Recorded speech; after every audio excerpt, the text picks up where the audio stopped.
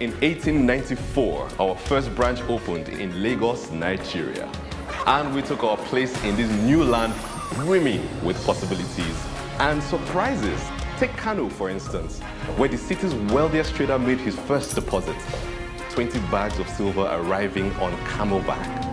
Aren't you glad that we offer online banking today? Expanding across the West African sub-region and beyond, our early presence made it possible for all hard-working Africans to build great things. So is it any wonder that not one, but two first bankers have gone on to become Nigeria's central banker? We are intricately woven into the fabric of society, supporting polo for over 100 years and pushing the limits of athletic performance. Rooted in tradition, but constantly leaning forward into the future. Are you coming? You first. First Bank.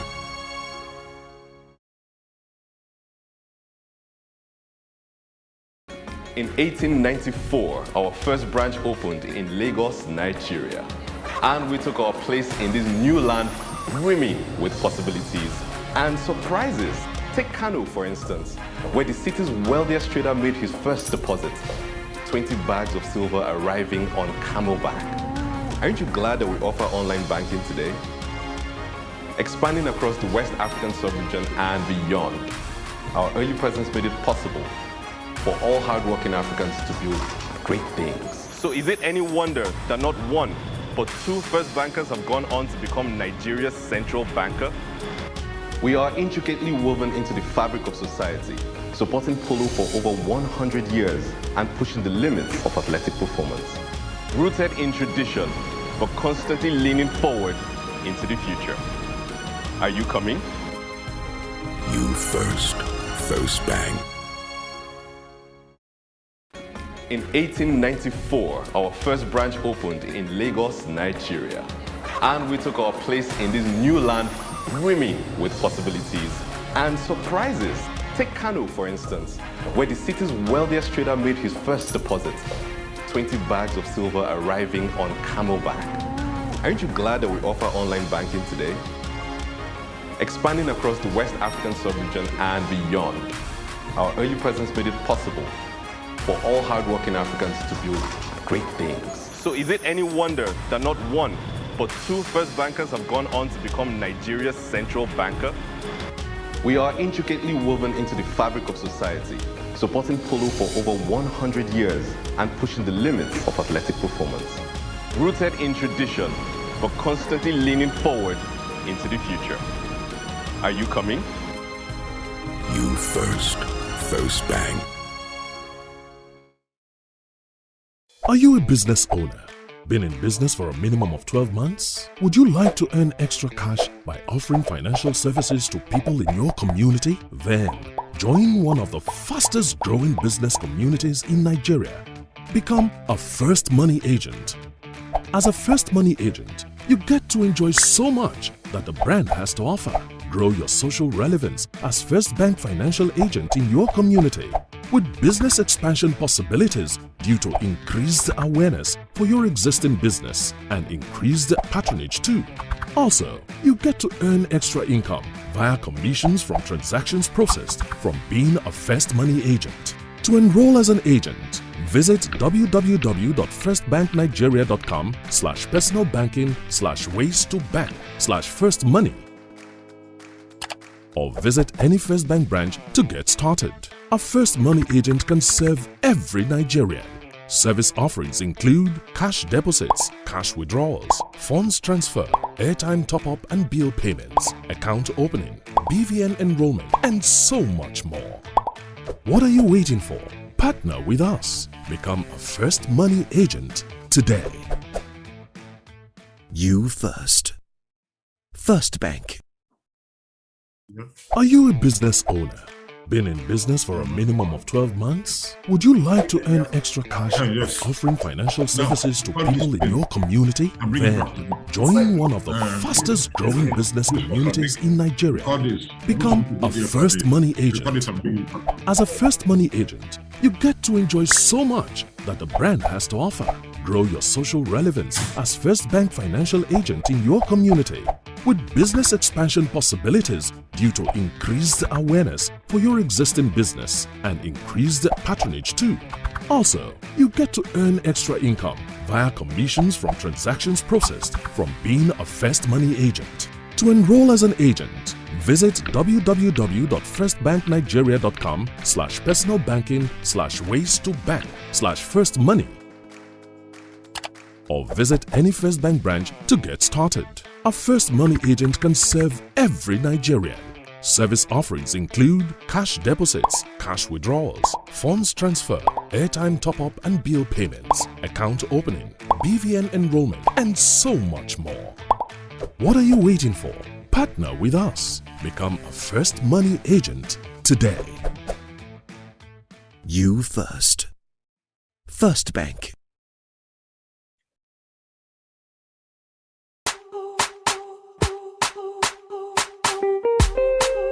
Brother Jumble, why you dey fumble? You do not need to dey suffer to send money, oh.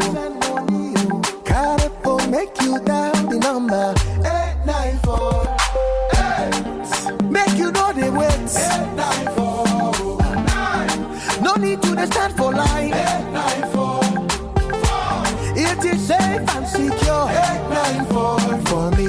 894 for you. Change your whole world.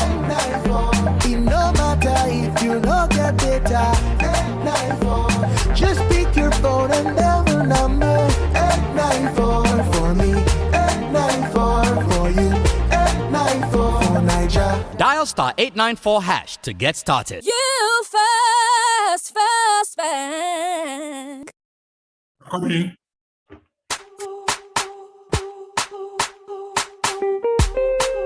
Brother Jumble, why you dey fumble? You no need to dey suffer to send money, oh. Carry phone, make you dial the number 894. Make you know they wait. 894. No need to dey stand for line. 894. It is safe and secure. 894 for me. 894 for you. Change your whole world. It no matter if you don't get data. Just pick your phone and dial the number 894 for me, 894 for you, 894 for Niger. Dial *894# to get started. You First Bank.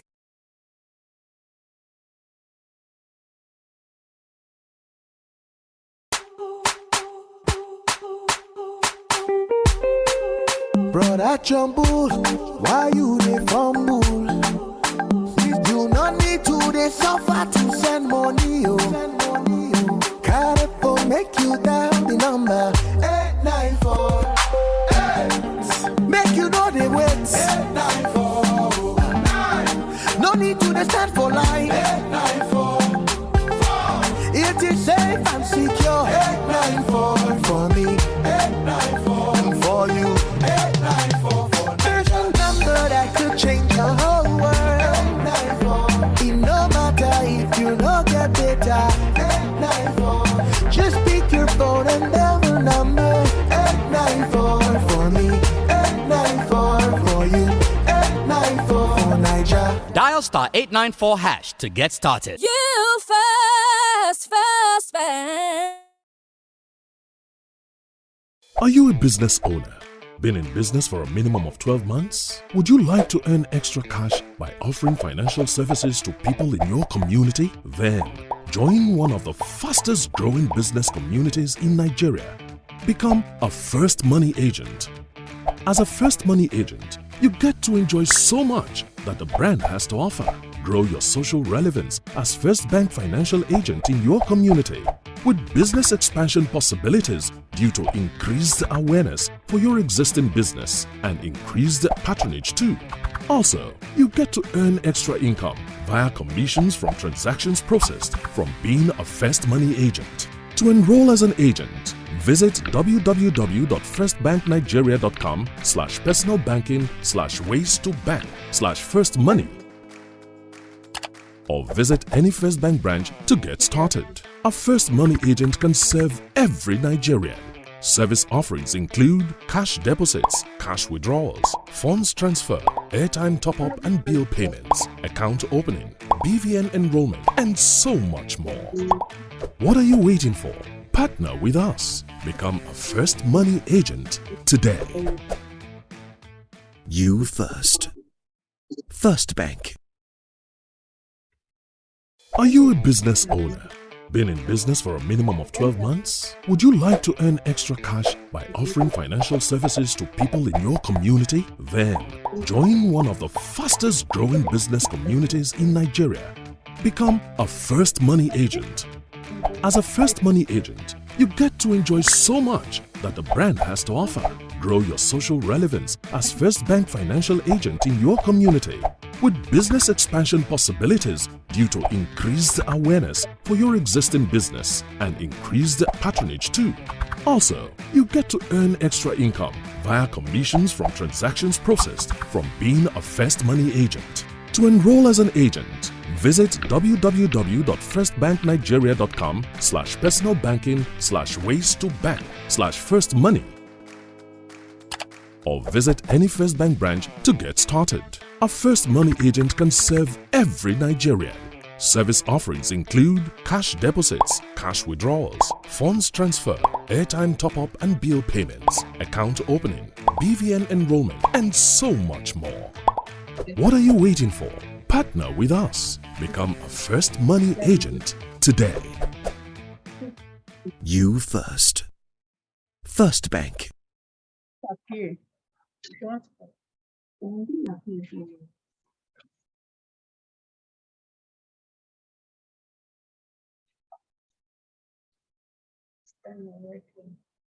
Check my WhatsApp. You see Victoria.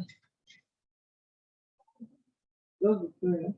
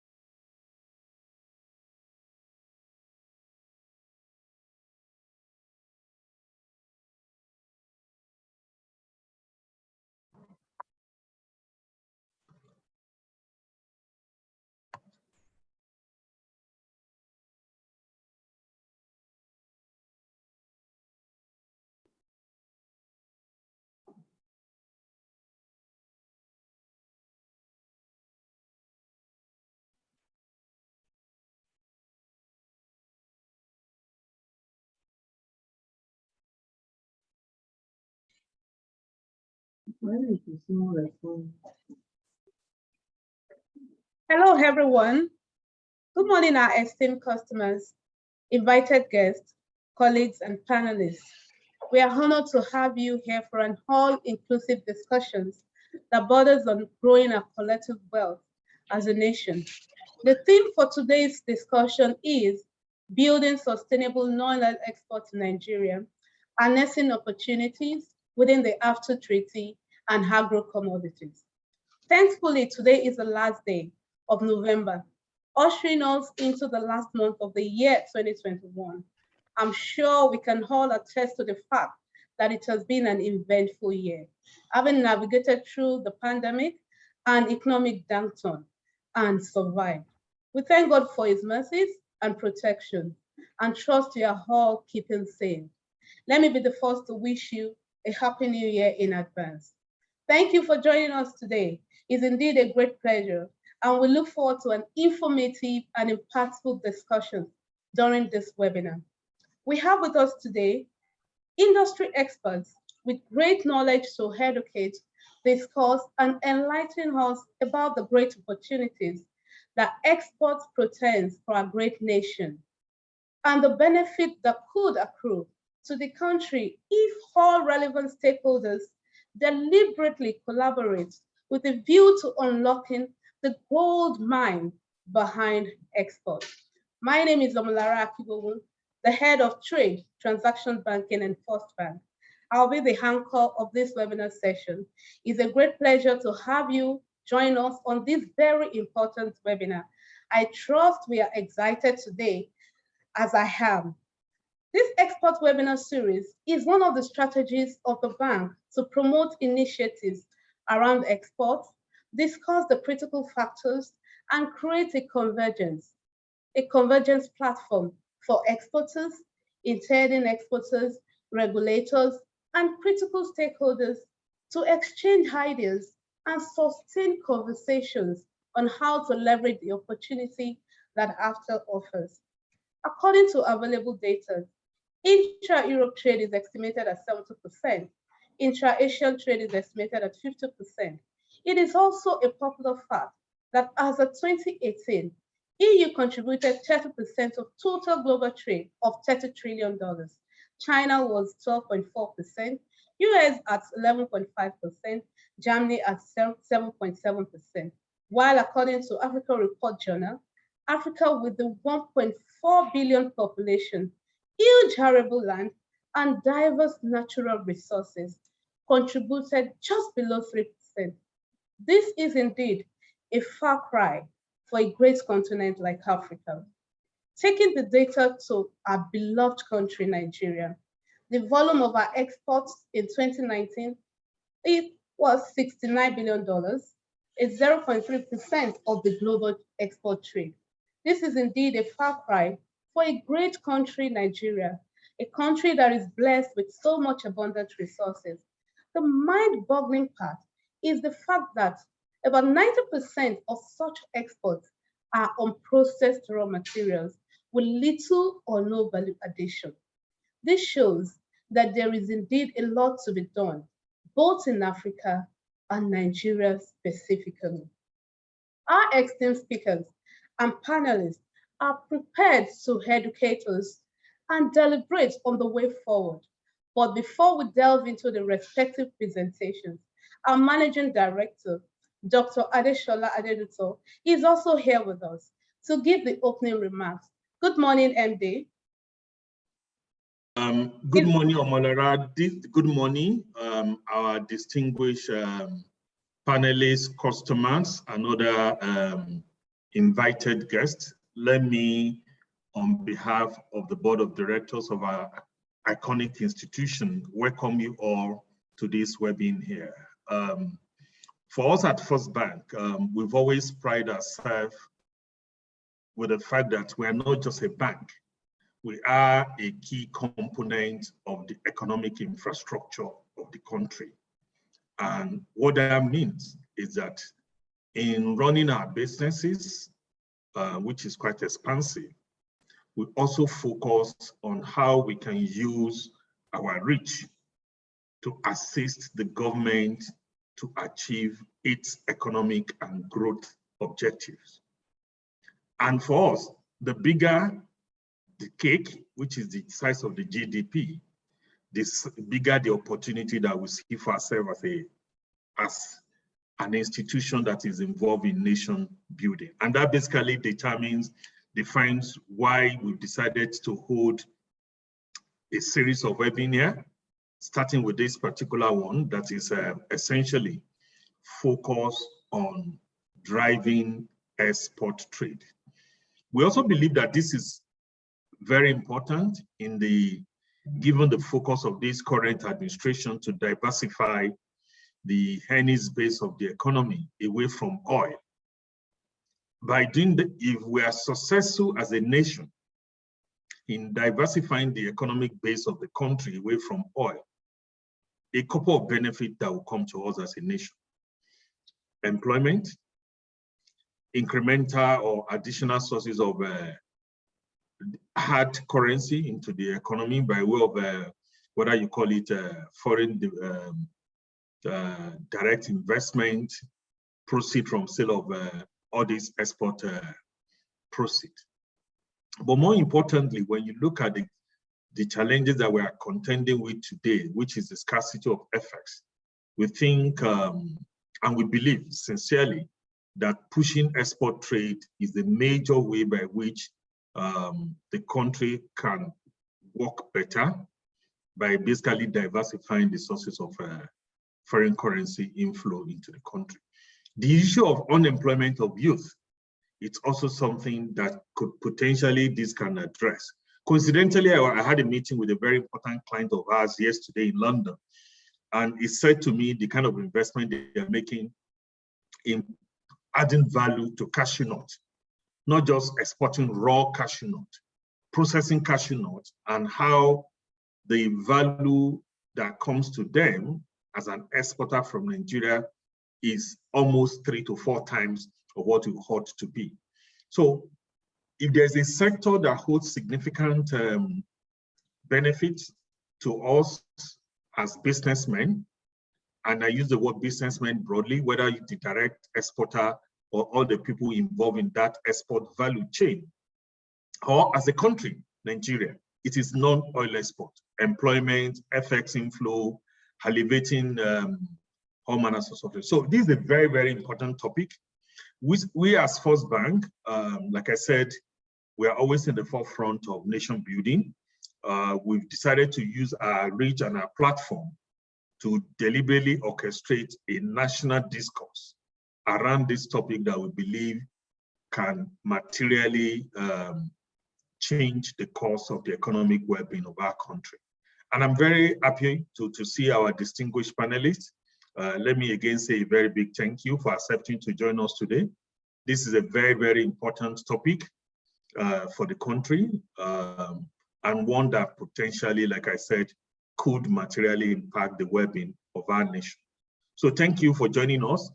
Myself, I look forward to listening carefully to all the conversation, to also see where, over and above our role in orchestrating this conversation, what role that a bank like ours, with significant presence, not just in Nigeria, across the continent, and with presence in Europe, both in London and Paris, with another presence in China, what role we can play in helping the country to galvanize and materially improve on this. Lastly, we also believe that this webinar and the entire seminar is very important within the context of the African Continental Free Trade Zone. We must, as a country, we need to be deliberate to ensure that we turn our country into the hub for all the critical sectors. If we don't do that, some other African countries, they will eat our lunch and will end up exporting our jobs and opportunities. We have the domestic market is already sizable. But if you now look at the enlarged African market, then we have to be deliberate to ensure that we become the hub, whether for manufacturing or for adding value. When I sat down and I looked at this customer yesterday, and it was telling me how Cote d'Ivoire has been more deliberate in pushing the cashew nut business. Then I sat back and I said, so what is preventing us as Nigeria, given the size of the economy? And I look back and you ask yourself, there's a huge cashew plantation that used to belong to the old Oyo state, somewhere in Osun State. I'm not sure what is being done with it today. There's a big factory in Elele, Ibadan, that is meant to be crushing cashew nut. These are things that have been done from the days of Western state. And you say, how did they lose it? But we shouldn't be looking backward. It should be, how do we regain that competitiveness to ensure that we take maximum advantage given the size of our country, the size of the economy, and the potential size of this opportunity. Thank you. And then we look forward to a very engaging session. Thank you. Thank you very much, MD, for the remarks. Very spot on. As you emphasized, First Bank is key to economic growth in the country. And you made mention about the need to add value to the raw materials that we export. Thank you very much, sir. As mentioned earlier, we have amongst us seasoned experts to educate us on building a sustainable export for our nation, Nigeria. Knowledgeable and experienced panelists comprising of Dr. Adedipe, Mr. Akitunde Folorunsho from the NAPC, Mr. M.I. Yusuf from Nigerian Customs, Mr. Eric Monchu from Afrexim, and we have with us Alhaji Mohammed, and Alhaji Ibrahim Yakasai, and highly esteemed customers of the bank. Not forgetting Honorable Stella Okotete from Afrexim. Dr. Adedipe will be taking us on economics view from Nexim. Dr. Adedipe will be taking us on economics view of non-oil exports, its roles to revamp the economy, and the impact of after treaty on Nigerians' exports. I think this is a very important topic we need to pay rapt attention on. Mr. Akitunde Folorunso will discuss with us the role of Nigerian Export Promotion Council in building sustainable non-oil exports and nursing after and agro commodities. Also, we have with us Mr. Eric Monchu from Afrexim. Mr. Eric would speak about Afrexim acting as a catalyst to the after treaty success. While we have Mr. Yusuf from the Nigerian Customs taking us through the role of customs in terms of procedures, processes, and how we can overcome the teeming challenges we currently face at our port. I'm sure, our dear listeners, you are looking forward to listening to our seasoned experts. We will proceed to an insightful panel discussion comprising of all our speakers, and we will have on board Honorable Stella Okotete, an Executive Director with Nigerian Export and Import Bank, and one of our highly esteemed customer, Alhaji Ibrahim Yakasai. A very loaded section, you would say. Please get your pen and notepad to jot down important points. There is indeed a lot to learn. Please do not forget to drop your questions in the Q&A session, because we will have an opportunity to take your questions during the panel session. Today's topic remains building sustainable non-oil exports in Nigeria and nursing opportunities within the after treaty and agro commodities. Our first speaker, an accomplished economist with over 3 decades experience in market analysis, consulting, development of robust economic strategies for governments and international development organizations, will take us through an economics view on non-oil exports, its role in revamping the economy, and the impact of after treaties on Nigerians' exports as it relates to the economy. He holds a doctorate degree of industrial economics from University of Lagos. He has served in various capacities with government and has bagged several awards in the process. He's a member of several respected professional bodies, including the Institute of Directors, CIBN, the Nigerian Economic Society, and American Economic Association, amongst others. He is the founder and chief consultant of B. Adedipe Associates Limited. Ladies and gentlemen, let's welcome Dr. Adedipe. Over to you, Doctor. Thank you very much, Omolara, and a very good morning to you, distinguished ladies and gentlemen. And my thanks also go to the executive management of First Bank for having me be a part of this conversation. So I put together a couple of slides, which I will share right now and speak to within the next 15 minutes according to the agenda. So, and I want us also, like Omolara said, to pay attention to some knowledge that will come in the course of my presentation. So it's simply a story that I want to tell. And that story is where we are right now and possibly a reference to how we got there. Then where we are going, which is the essence of this webinar, and what things should we consider in order to get there. So first thing is to remind ourselves is that we are in a world that is completely different than the one we knew as at the end of 2019. So if things were normal up to end of 2019, we entered the new normal by March 2020, when the COVID-19 was declared a pandemic. So there's been now a conversation as to when will it become endemic, which means when do we get to a point where we can live with it, but still live our life normally as it was before it occurred. So there are 4 operative words I want each of us to keep in mind in the course of this webinar today. The first is about disruption. And to disrupt means we have to challenge the assumptions and current arrangements, which means where we are today, how do we make a difference? I will make reference to a couple of countries and also talk about what they have done with respect to non-oil exports. Then, of course, we need to reimagine the way things are done, which means we look forward and we also think forward. But the whole essence is to disconnect from the past. Then, of course, we need to build resilience. And that means we continually interrogate the market. What is changing globally? How do we respond to that? Then, sustainability. How do we build this process to become enduring and also repeatedly enhance value? Now, the environment where we operate in globally, because it's about Nigeria and the rest of the world. That's what export is all about. The global economy is projected to grow this year by 5.9%, and of course by 4.9% in 2022.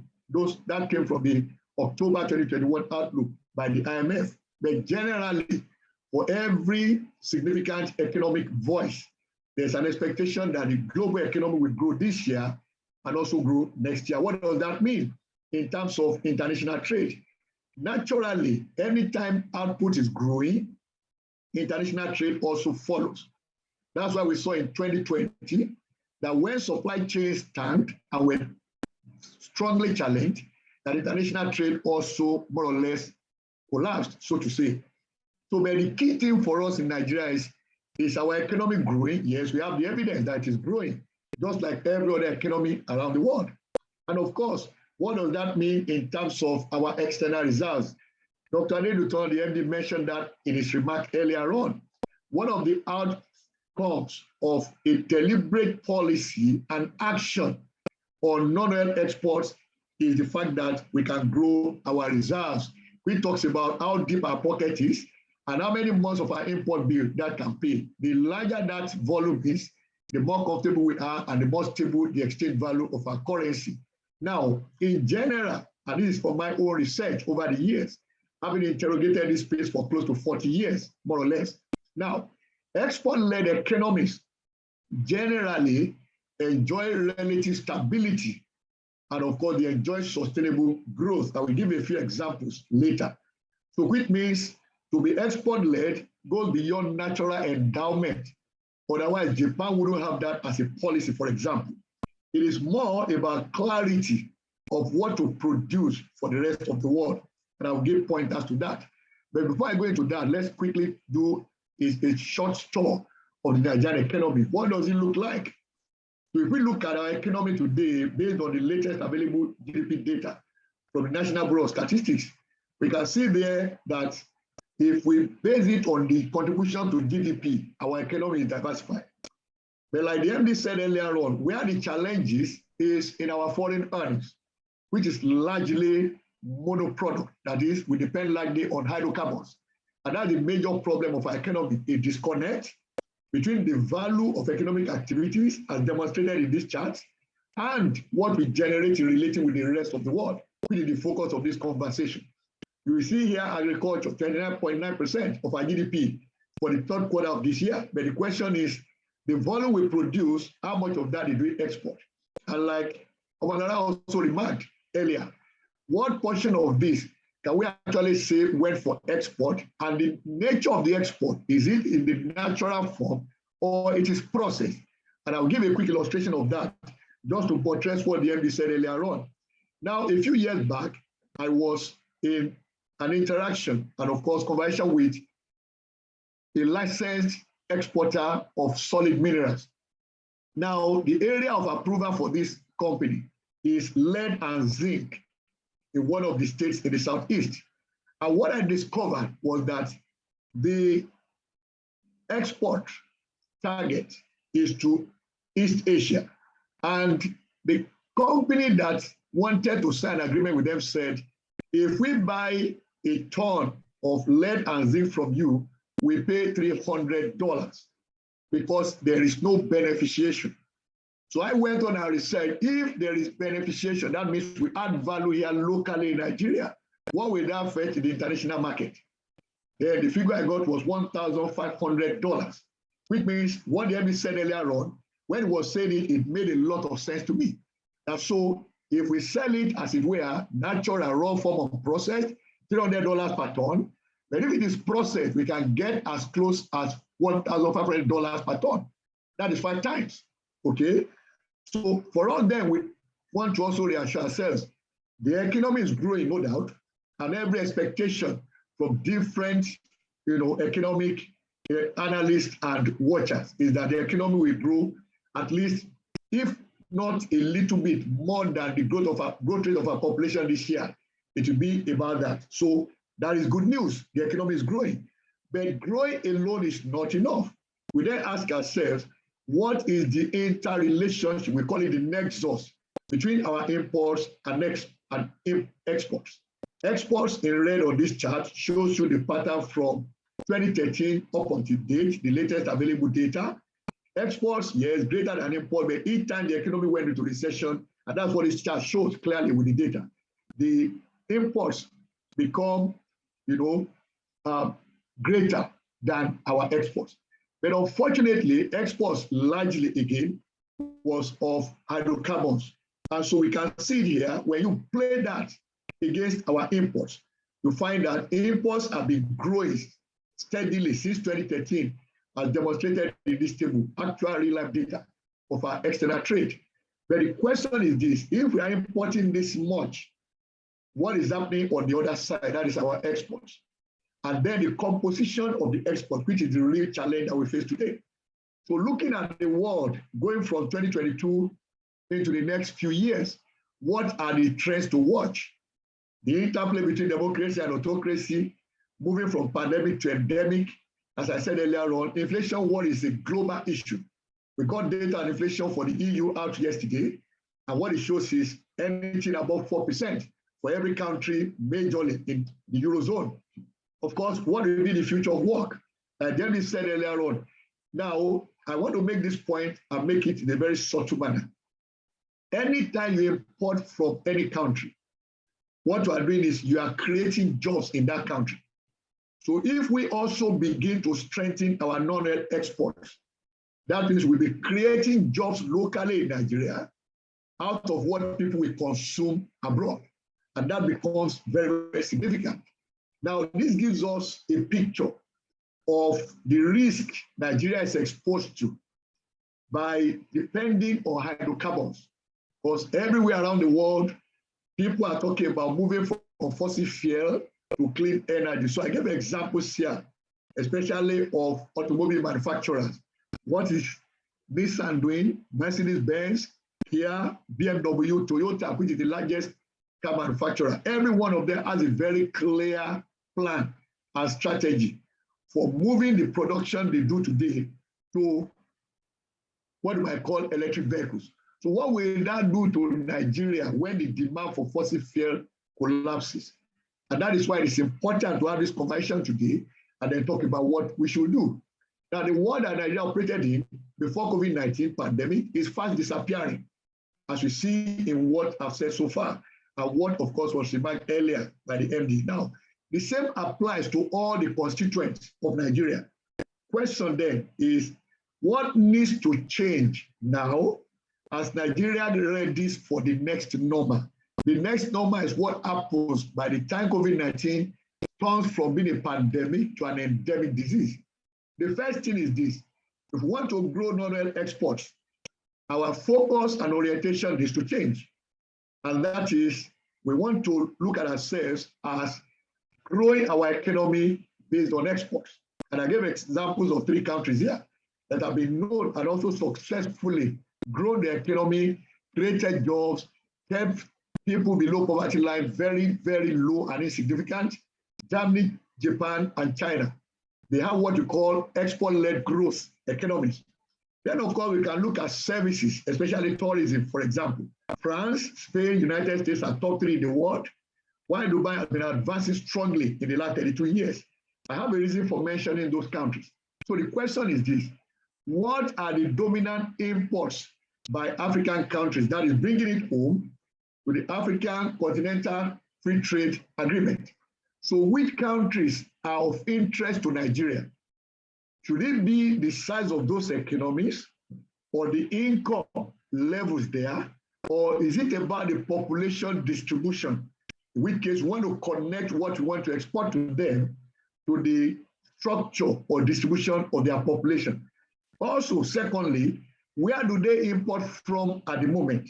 And I have a table here that gives you facts that talk to this. Why do they import from those countries? Question again is, why should they switch to Nigeria? Which means the process must be deliberate. What I gave in this particular slide is a list of selected African countries and what they import. What you might call their top 10 imports. South Africa, Egypt, of course, those are the ones next to Nigeria in terms of size of the economy in Africa. Algeria, Morocco, Kenya, Angola, Ethiopia, Ghana, Tanzania, Cote d'Ivoire. What are their top 10 imports? So if we are therefore looking for opportunities within Africa, this is the space we now interrogate as export customers of First Bank or export entities in Nigeria, and then First Bank also preparing to give support in this particular area. I picked this up from a publication of Afrexim Bank, and I find it very interesting.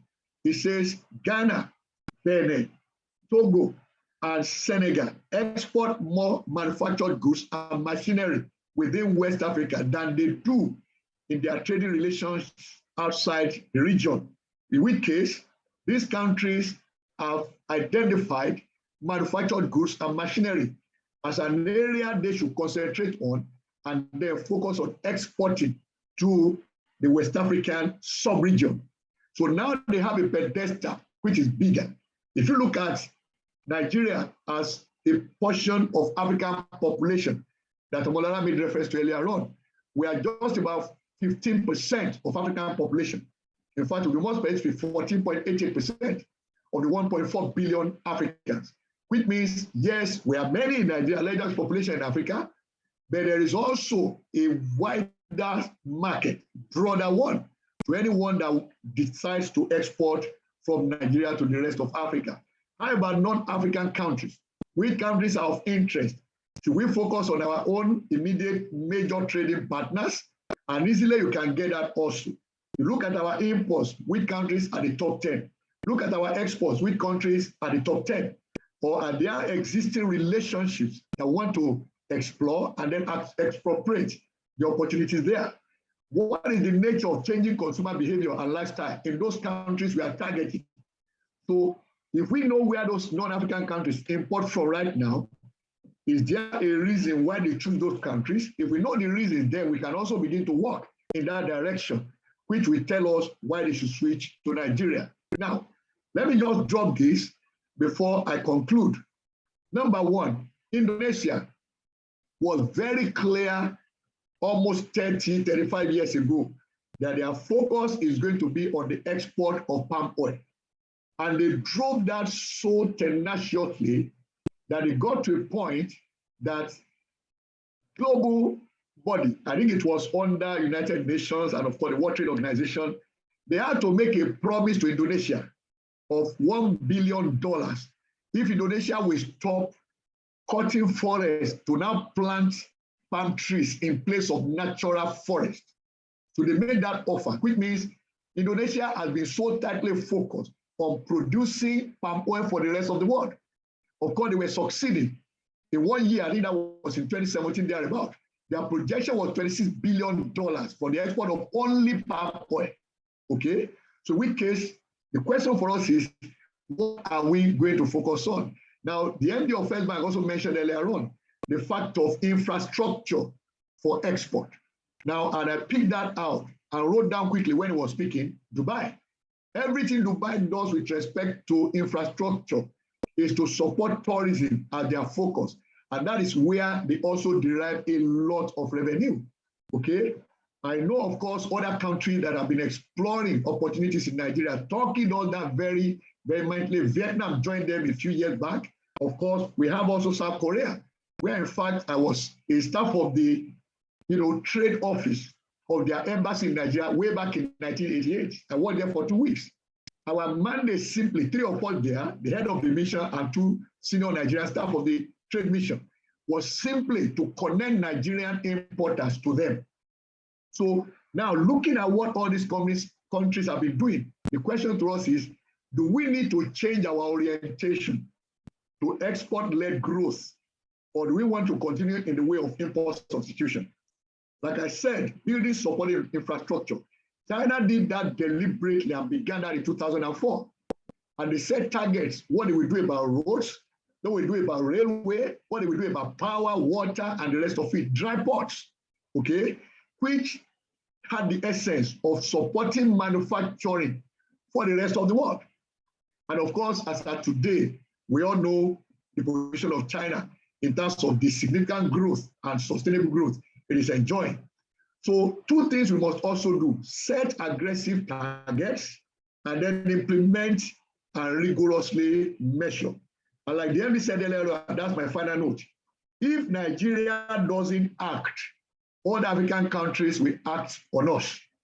And the same thing goes with every stakeholder on this platform today. If in our own respective corners we don't act, our contemporaries in other African countries will act on us. And so indeed, the opportunity that the African Continental Free Trade Agreement has brought for Nigeria, we then find other countries expropriating that. So thank you so very much for listening to me. God bless you all.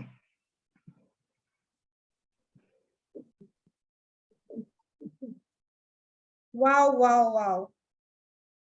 Thank you, Doctor. Such a thought-provoking session. Keynote for me, we need to change our orientations. If we do not act, other African countries will act on us. We need to move from being an import substitution-led economy to an export-led economy. You have really touched on some critical points that has provoked us, and for each and every one of us here, exporters, intending exporters, regulators, there are things we need to do so that other African countries will not act on us.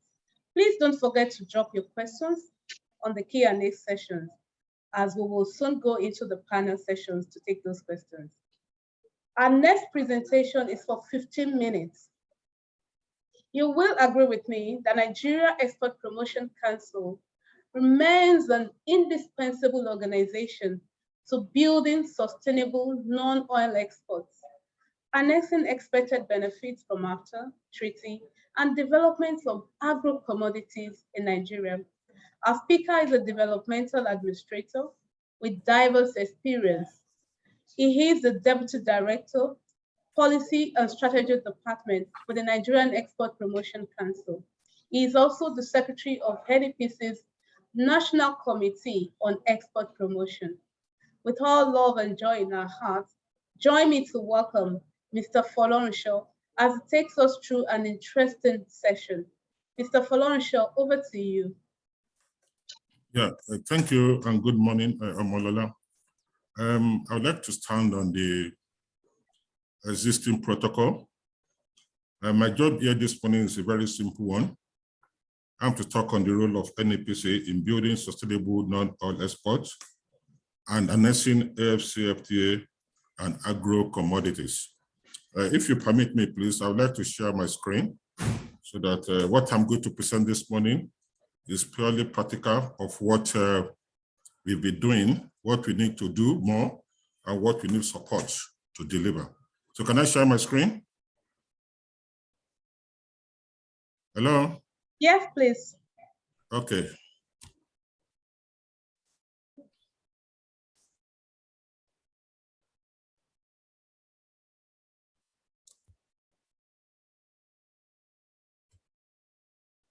Okay, are you with me?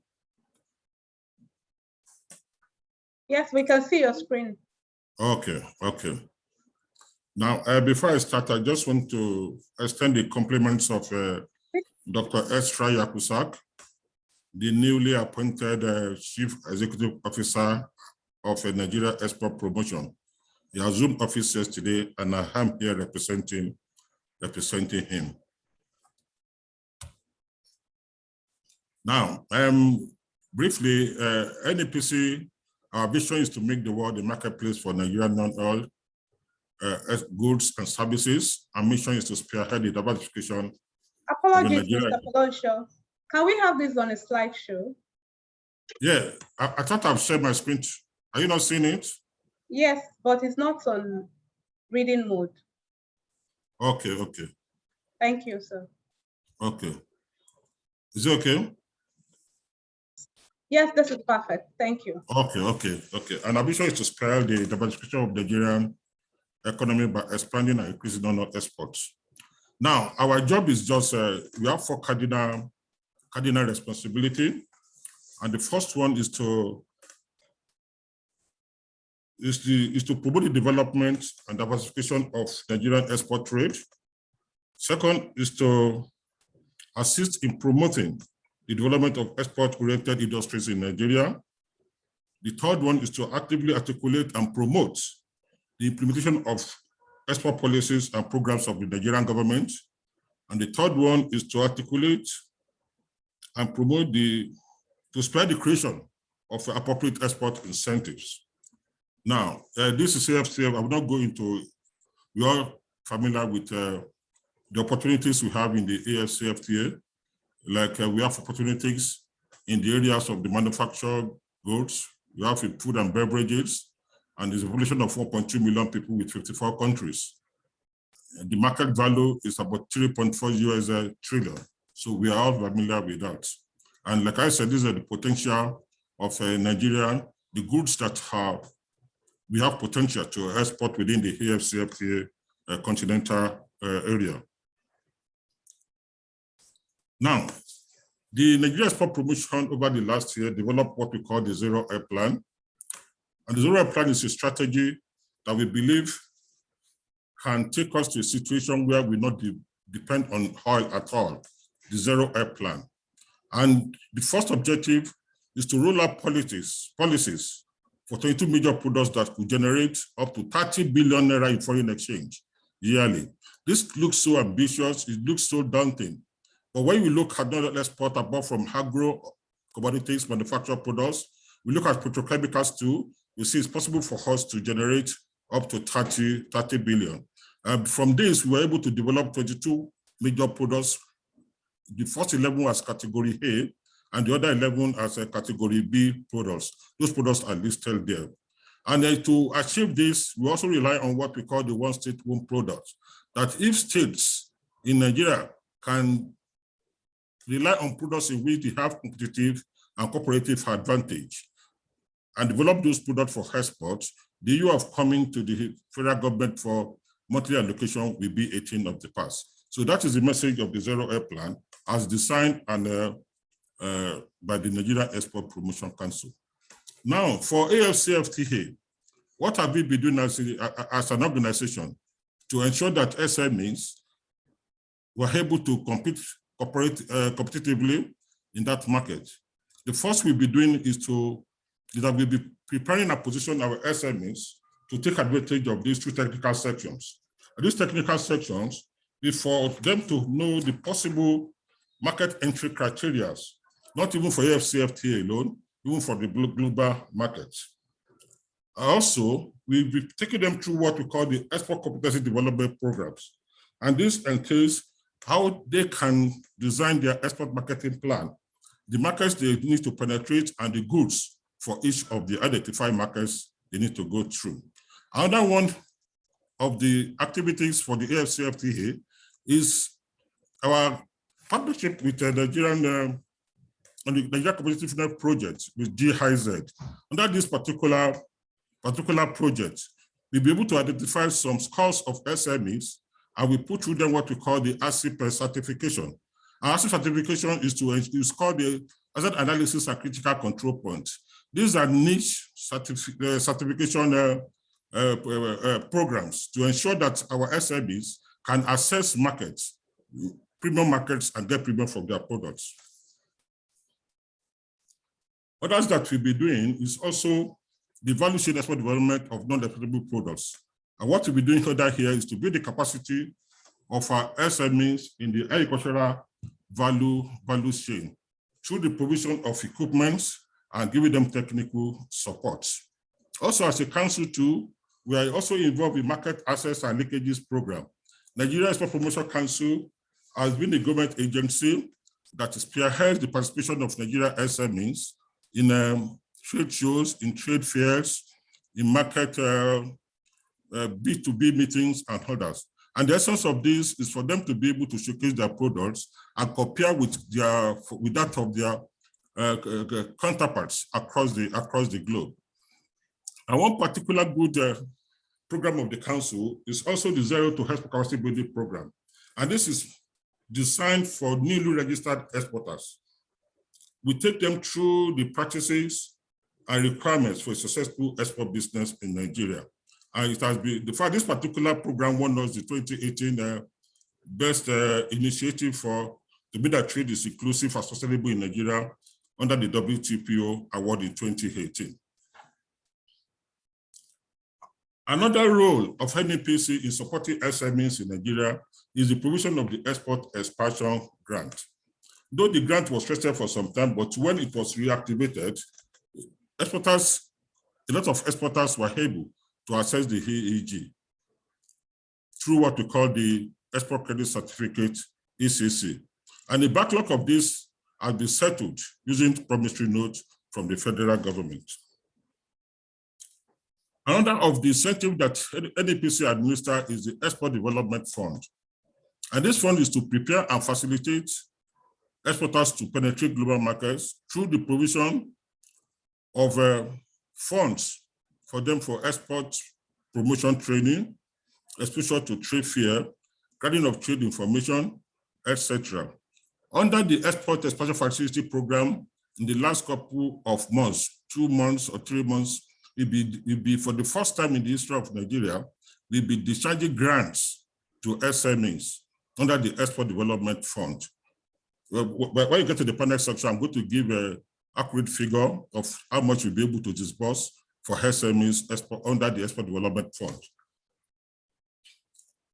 One other role of NEPC recently to ensure that exporters were able to penetrate the AFCFTA market and other global markets is through the instrumentality of the EFP. And the EFP, as we are aware, is to stimulate non-oil exports, safeguard jobs, and protect businesses from the adverse effect of COVID-19. And a study committee was established. And like I said before now, we'll be able to disburse facility as COVID-19 grants to as many exporters that applied, and also disbursement of facility for the Export Development Fund. Like I said, when I get to the panel section, I'm going to give figures and facts of the number of SMEs that have been able to access these funds. Now here I have the list of agricultural commodities which we are all familiar with. Now the topic I'm talking about talk about annexing AFCT and agro-commodity. But like the MD said the other time, we're not looking at agro-commodities alone, because we realize that there's need for us to add value to whatever we are doing. Fine, we are agro-commodities, we can do export at the agro sector, but at the same time, we need to add value for us to move forward and get premium for what we export for.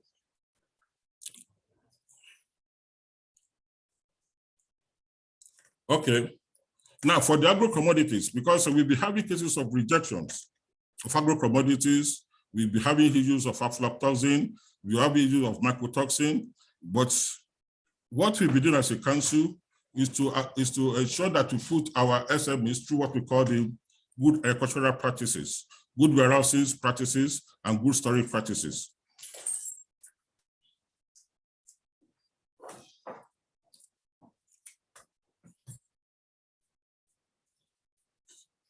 So some ongoing projects of the council to the benefit of SMEs is the domestic export warehousing scheme. And the essence of this particular scheme is to mitigate the issue of congestion at the port, where we have containers tagged for many hours, for many days. And this, as a result of this, our exporters, they have problem, accessing the port. And once they sign contracts, they will not be able to reverse it, and it. Okay, sorry. I'm very sorry, please, a distraction from me. So once they sign the contracts, they will not be able to reverse it. So the time hours, the days that were lost is very important. Sorry, please, I have some distraction here.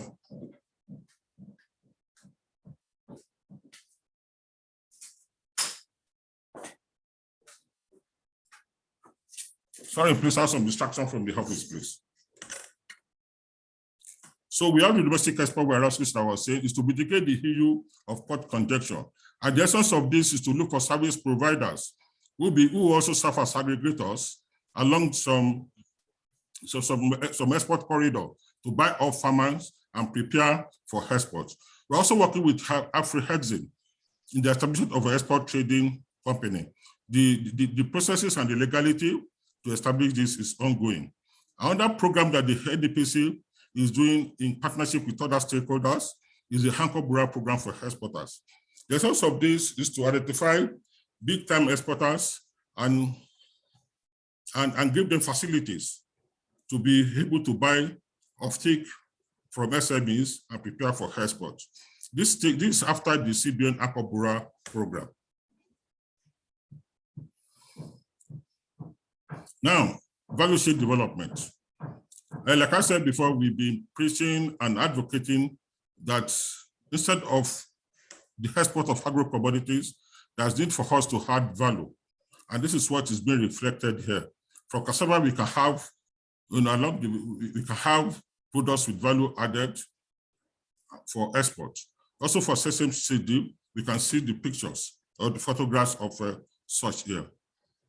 But tomato, for example, Nigeria imports at least 400,000 tons of tomato paste annually, and there's a huge opportunity for manufacturers that can get it right both in the Nigeria and the African market. For example, I was in Benue State, and Benue State is one of the states that produces tomato massively. During the peak season, there's a lot of wastage. You see the women, they bring buckets of tomato to the market, there will not be buyers, they just leave those things to rot. But with value addition, this is what we can get from tomato, when value is added. Also from chili too, we can process chili into chili paste for export. Also cashew, let me talk about cashew the other time. We'll be able to work with two particular processors, Abbott, Nigeria Limited, and Food Pro in Ilorin.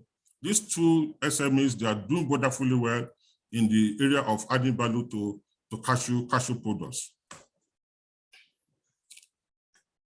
Also in Horeng too, we'll be advocating and preaching that instead of importing concentrates, we have what it takes for us locally to do concentrates.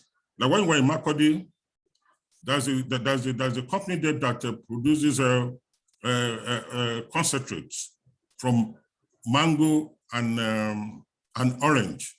But we can do more as a nation if there's a lot of support for these SMEs. In Moringa too, this is what we have there. In the textile area too, one essential issue too that we need to consider also as part of value addition is the issue of packaging. Packaging is a means of good conveyance for easy handling and protection. It can be for aesthetic reason, it can also be for protective reason. So packaging is so essential in export, and we're having a lot of capacity building for our SMEs, giving them samples on how to package their products in line with market of within their focus. These are examples of some packaging materials. This is for garri, this is for palm oil. This is packaging of fruits. That is mango here. That is for garden egg. This is some practices we'll be able to capture some of our local markets.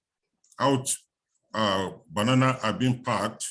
There was a time bananas that had been eaten, been sold in supermarkets, have been imported from Cameroon, where packaged banana. And we have this in abundance in Nigeria. These are areas we can invest in to make an impact, and to improve upon.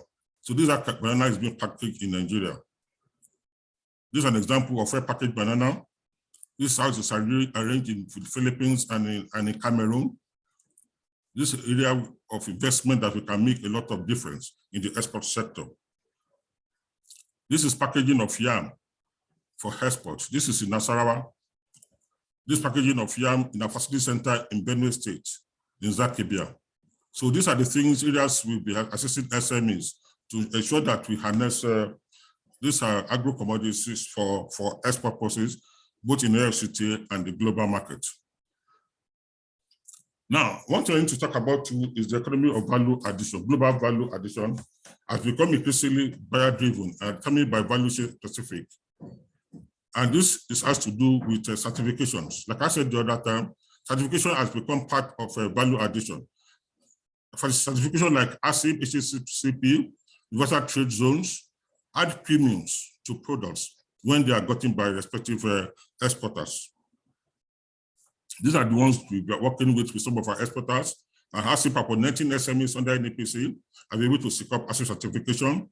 We're also working on the ISO for some. We're working on fair trade, organic under the Export Facility Program, and the British Retail Council for exporters of food products. This is Casanova. This is value-added cassava for Pacific West African rings in Abuja here. We work closely with this company. They've got the certifications and they are exported to basically their market is in Germany. This is oleoresin from ginger. Oleoresin from ginger balm. This is from Ashi Greens in Kaduna. We've been working closely with Ashi Green to get this done. And currently we are working with her on how to get ASIP certification. These are value-added shea butter products. So, like I said before, we are working closely with ITC and Afrexim to ensure that Nigeria is ready for the AFCFTA, especially on the export trading company. Yes, the legality and the processes involved is being worked on now. And also Nigeria is part of one of the countries together with Cote d'Ivoire and Rwanda that's selected for the ITC pilot project designed to boost inter-African trade. The project will be held through the ITC SMEs Trade Academy. The program will be designed for both NEPC staff and selected SMEs. This program is being run now, and I think they're on the fourth level. It's for selected SMEs and NEPC staff that are being trained as export coaches for the intra-African market trade. That is the AFCFTA. Also, some other things we are doing with SME is in the area of digital marketing and e-commerce. Because of the fallout of the COVID-19 pandemic, so some of our top sellers now are being put on social media platforms. Recently, we partner with UPS also to support the Nigeria SME with competitive rates to freight for trade fair and to some warehouse outside Nigeria, especially the Nigeria trade houses that is being planned in Lomé, Togo. So this is just a slide to show the award we won in 2018 for the best initiative to make sure that trade is inclusive and sustainable from our Zero to Export Capacity Building program. Thank you and God bless.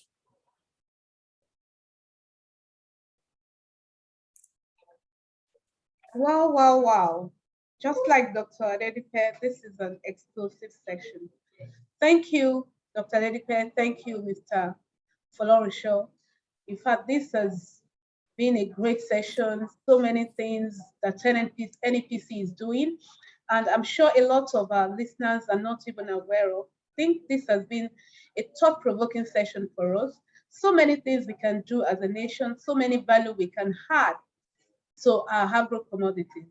I'm sure you will have a lot of questions by the time we get to the panel sessions.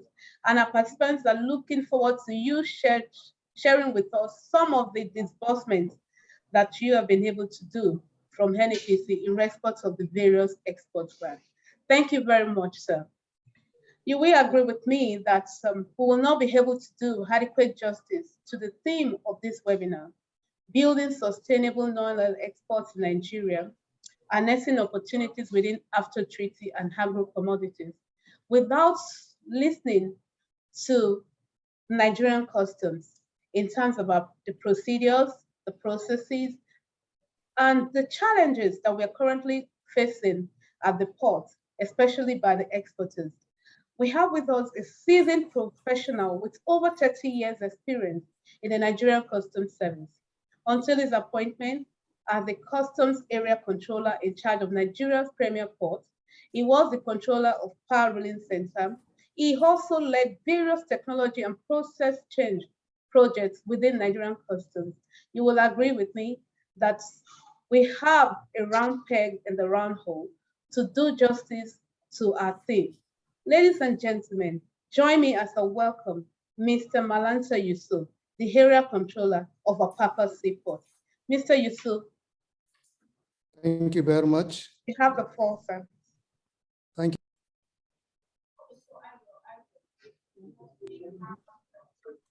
First Bank of Nigeria, distinguished panelists, other members present here in the forum, a very good good morning to you all. It is a great pleasure and honor to be in this mix, particularly to speak on the process, export process and procedures as it relates to custom and excise in Nigeria. I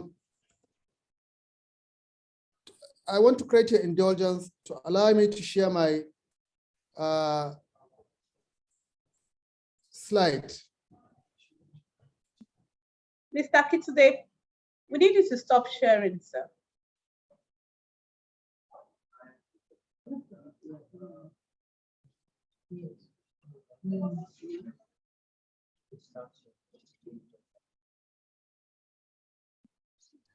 So let me continue with the listen before the sharing. I would like to thank the First Bank of Nigeria for having this initiative in building sustainable oil export in Nigeria, harnessing opportunities of non-oil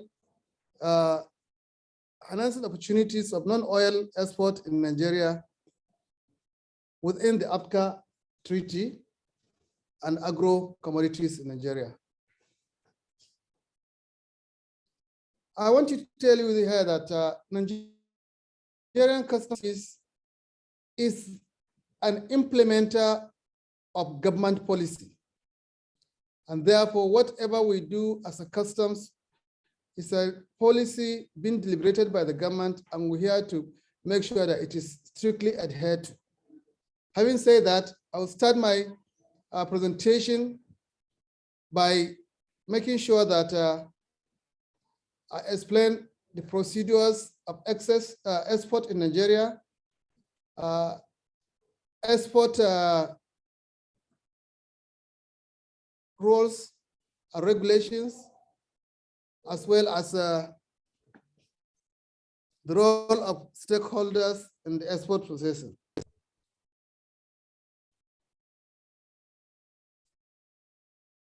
The ever-dwelling fortune and the future of oil as the mainstream of Nigerian economy calls for sustainable and deeper focus on non-oil. So it is important to note that the fact that today we're trying to move from the use of oil as a revenue generating to the use of export. And therefore, the Nigerian Customs Service has a vital role and responsibility in the entire export transaction with regards to process, documentation, statistical record of all export shipment.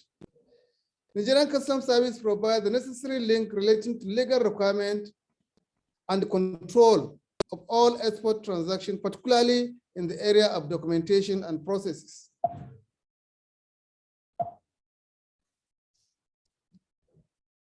What is export? Export is any goods and services that are being transported and conveyed to other countries from Nigeria through custom approved routes, while strictly adhere to guidelines on export procedures. The custom approved route can be at the airport, seaport, or borderline or border stations. The legal requirement for export in Nigeria is found in Section 50, Section 57, 58, 59, and Section 90 of the Custom and Excise Management Act, Cap 45 LFN 2004 of Nigeria.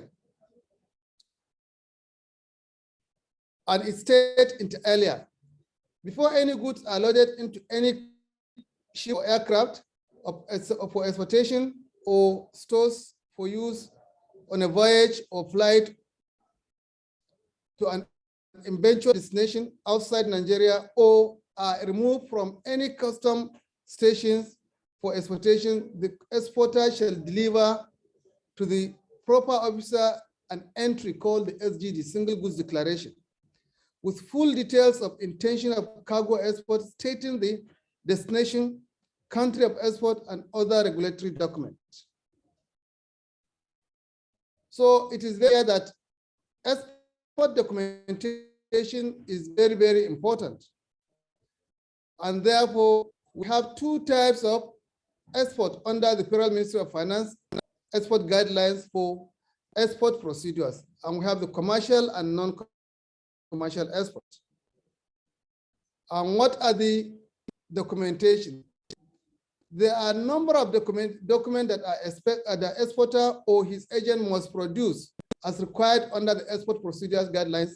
And this document includes the Single Goods Declaration from 2010, Nigeria Export Promotion Council certificate, Nigeria Export Proceed Form, clean report of inspection, non-commercial export certificate, specific certificate for regulatory agencies concerned, and so on and so forth. So it is important that for an intending exporter should make sure that he has all the required document that is needed for the exportation. Just like what the Mr. Polorisha has mentioned before on the issue of congestion in the port. I will stress here that most of the congestion that is caused by the exporter himself, because one has to make sure that before you make your exportation, or if you are ready to make an exportation, you must make sure that your documents are well prepared prior to the coming of the vessels. Most of these documents, particularly the most important one, are the NXP and the CCI. Most of our exporters today start processing of their document when the vessel is even around. So it is very difficult for them to get this document, and these are not custom documents, but it is important that custom must cite this document before they allow you to carry this consignment into the voyage for onward exportation to other countries. So my advice to all exporters is to make sure that their documentation is very, very important. We have the SGD. We have about 44 columns of the SGD, and one of the most important columns is to describe the kind of consignment you are exporting. You have to know the country of origin, the value of the consignment, in which 0.05% NSP is going to be paid on. And this NFP is automated, and therefore it is not something that you go and stay in the line waiting. So if you started your export procedures or process right on time, you will definitely enjoy and leverage on the opportunities given to you. So apart from that, exporters should acquaint themselves with what is export prohibition list. The former speaker has already dwelled on this, on the export prohibition, as well as he also emphasized on the incentive and grant given by the government. And therefore, I'm not going to say much about this, but it is important that exporters should know what is allowed to be exported outside Nigeria and what is not allowed to be exported outside Nigeria. Reason for the prohibition of the export, it is very important that people should understand that whatever policy a government adopts is for the protection of its citizens, to encourage local industry, provide employment, prevent shortage of goods in domestic market because it is more profitable to export. As part of foreign policy, for example, as a component of trade section, to limit or restrict arms or dual-use items that may be used in preparation of terrorism or nuclear, chemical, or biological welfare. So even if somebody tell you, even if the government says don't export, there are certain things that you are not supposed to export humanly, if you look at it and you reason very well. Then I'm explaining the role of all the stakeholders in the export processing. This includes the exporter himself, authorized bankers, shipping agencies, Nigerian Customs Service, custom license, and pre-shipment inspection agents. The exporter makes declaration of the goods to be exported. Exporter present all relevant documents with respect to the consignment, and the exporter also furnish relevant information to Nigerian Customs Service for clearance of purpose. So the role of the bank, particularly in the export processing, is being explained here. The CBN and the commercial banks in relation to export procedure include: the CBN is the sole institution that permits the issue of NXP forms to commercial banks for use by exporters. CBN monitors and ensures repatriation of export proceeds within the mandatory period. CBN issue directives on export incentive in the form of credit facilities. The commercial banks act as an agent of exporter. Commercial bank acts as trade facilitators by providing credit facilities to exporters. Commercial bank also report to CBN immediately repatriation of the shipment, as repatriation of any shipment is made. So we have the responsibility of the shipping agent. We have the responsibility of pre-shipment inspection agent, which include the quantity to be inspected is correct, the quality and of the product met the required standard, the actual FOB value of the export product is assessed correctly, and the agency charge of 0.5% of the FOB value known as the Nigerian Export Supervision Scheme is also being paid. So when all these documents are clean, then they issue a clean certificate of inspection, CCI, when the inspection is satisfactory. The agency dispatches CCI and set up NSP form to Nigerian Customs Service for final shipment authorization, which means that the NXP and the CCI are very important before you can even think of the shipping note by the shipper. So exporter should make sure that he has good time before the expected date of arrival of his vessel. If you are expecting a vessel to arrive in the next 1 month, then you start processing your document so that before the arrival of the document, the vessel, your shipping document are ready, particularly the NXP, the CCI, so that when coming to the port, you don't have anything to fear about. Whatever that is included in that document is what is supposed to be inside the container. So one of the most important things is to make sure that you make a honest and transparent declaration so that custom will not question anything that you have in that container. So it is very good, it is very important to have a clear declaration of the quantity, clear declaration and description of the cargo, and also the clear value of the export you are exporting. The Nigerian Customs Service ensure all relevant documents are present at the examination bay for inspection, to ensure that all relevant documents for export are submitted, to ensure enforcement of export law guidelines and regulation, to render returns on all export activities at area command to the area controller, to the Controller General of Customs. Yeah, government incentives have already been explained by Mr. Polorencio, which start with the export expansion grant, the export development fund, the export adjustment scheme fund, the export processing, that is zone, export licenses. All this has been explained, and government is doing this to encourage exporters and export their product outside the country, because the incentives there will encourage you to attract more foreign exchange into the country.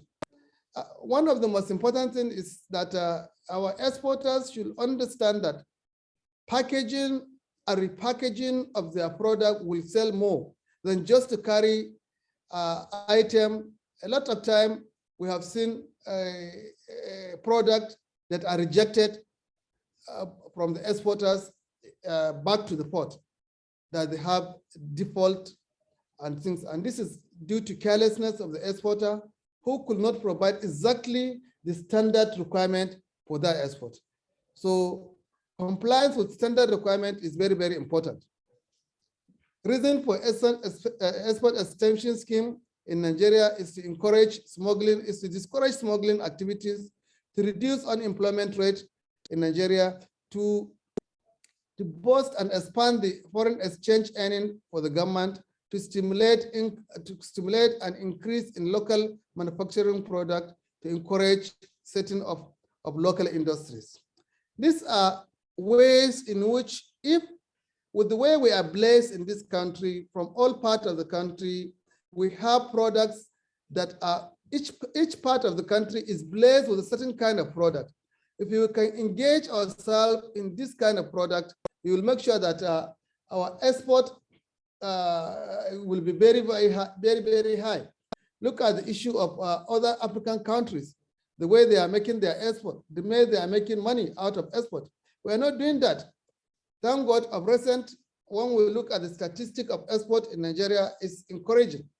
So I think we should emphasize and ensure that exporters are sensitized more to export within the standard requirement. Having been discussed of the export and the other things, we are going to dwell on what is the AFCA, that is African Continental Free Trade Agreement, which is a flagship project of the African Union, established in 2018 to create a single market for goods and services, facilitated by government of person, to promote industrial development and sustainable and inclusive of socio-economic growth to deepen the economic integration of Nigeria. We have about 54 African nations who have logged into this market, and there's so much opportunity to this trade union. Members states of the African Union have signed the agreement and have signed the agreement,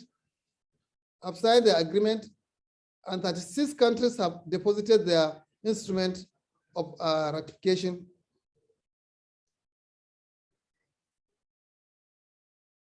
So the key point of AFCA agreement is hereby shared for those people who want to go through it, and the current status of AFCA agreement is also shared in my slide.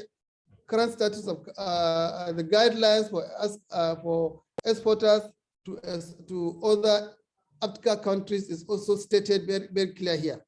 So therefore, for intending exporter in the AFCA, he has to make sure that he adheres strictly to the guidelines in this project. There's also a lot of advantage that exporters should leverage on AFCA.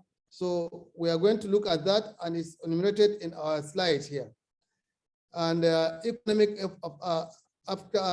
impact on AFCA is also this. And of course, challenges of implementation of AFCA is also stated in my slide. So, and some of the challenges are very, very clear here: port congestion, administrative delay, foreign exchange restriction, corruption, legal content, financing constraint, inadequate infrastructure, regional security, information and telecommunication technologies, inefficient implementation of export incentive and support program, and the rest, so on and so on. In my conclusion, expectation of the AFCA is to reduce poverty, increase farm competitiveness, and boost intra-African trade and investment.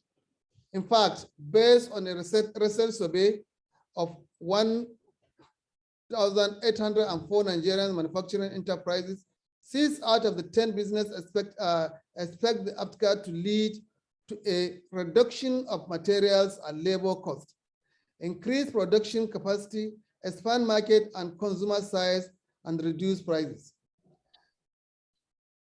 So, as touted by the policy expert, the AFCA has the potential to lift Nigeria out of the poverty and raise manufacturing output. However, to realize these potentials, Nigeria must follow targeted industrial policy and agricultural and structural reform, upgrade customs infrastructure, address the domestic cost of doing business, reduce bottleneck, port processes, transportation costs, promote digital marketing and e-commerce, and create target about policy.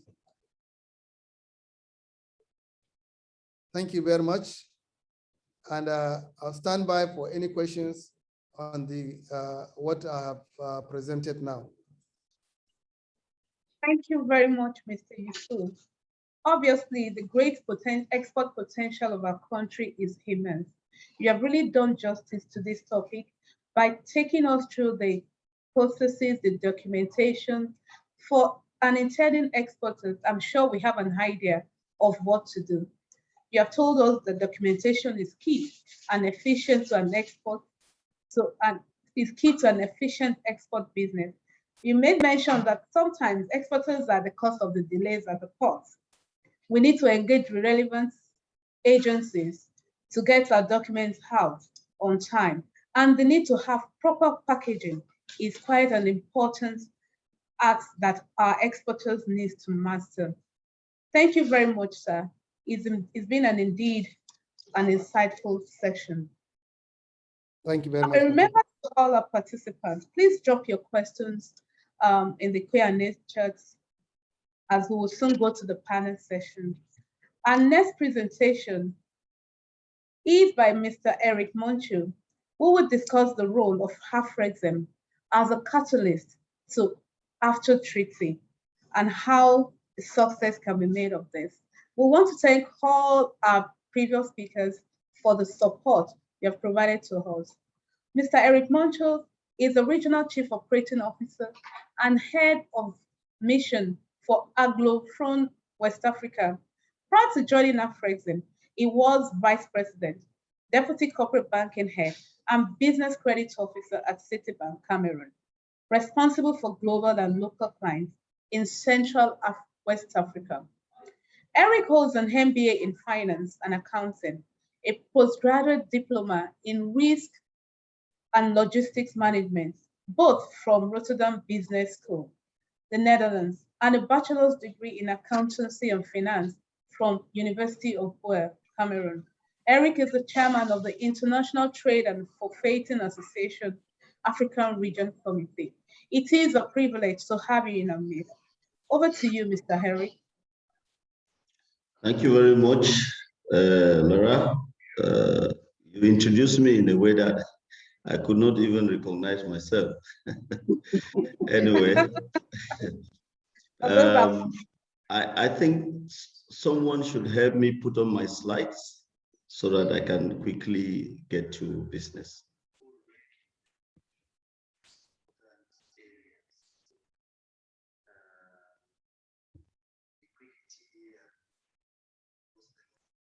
Or should I try sharing it from my side? Yes, please.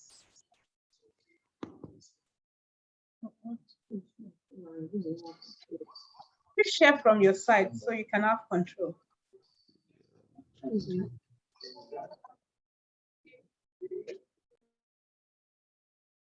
I'm not sure I have the privilege to share.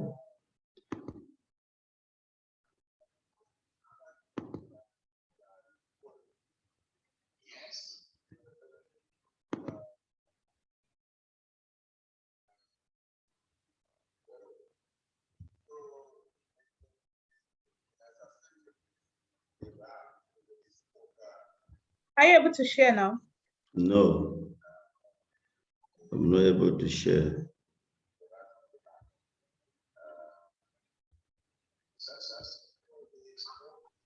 I'm trying to, that's why I shared the slide yesterday so that it can be easily put up very quickly. Let me try again, please. My apologies.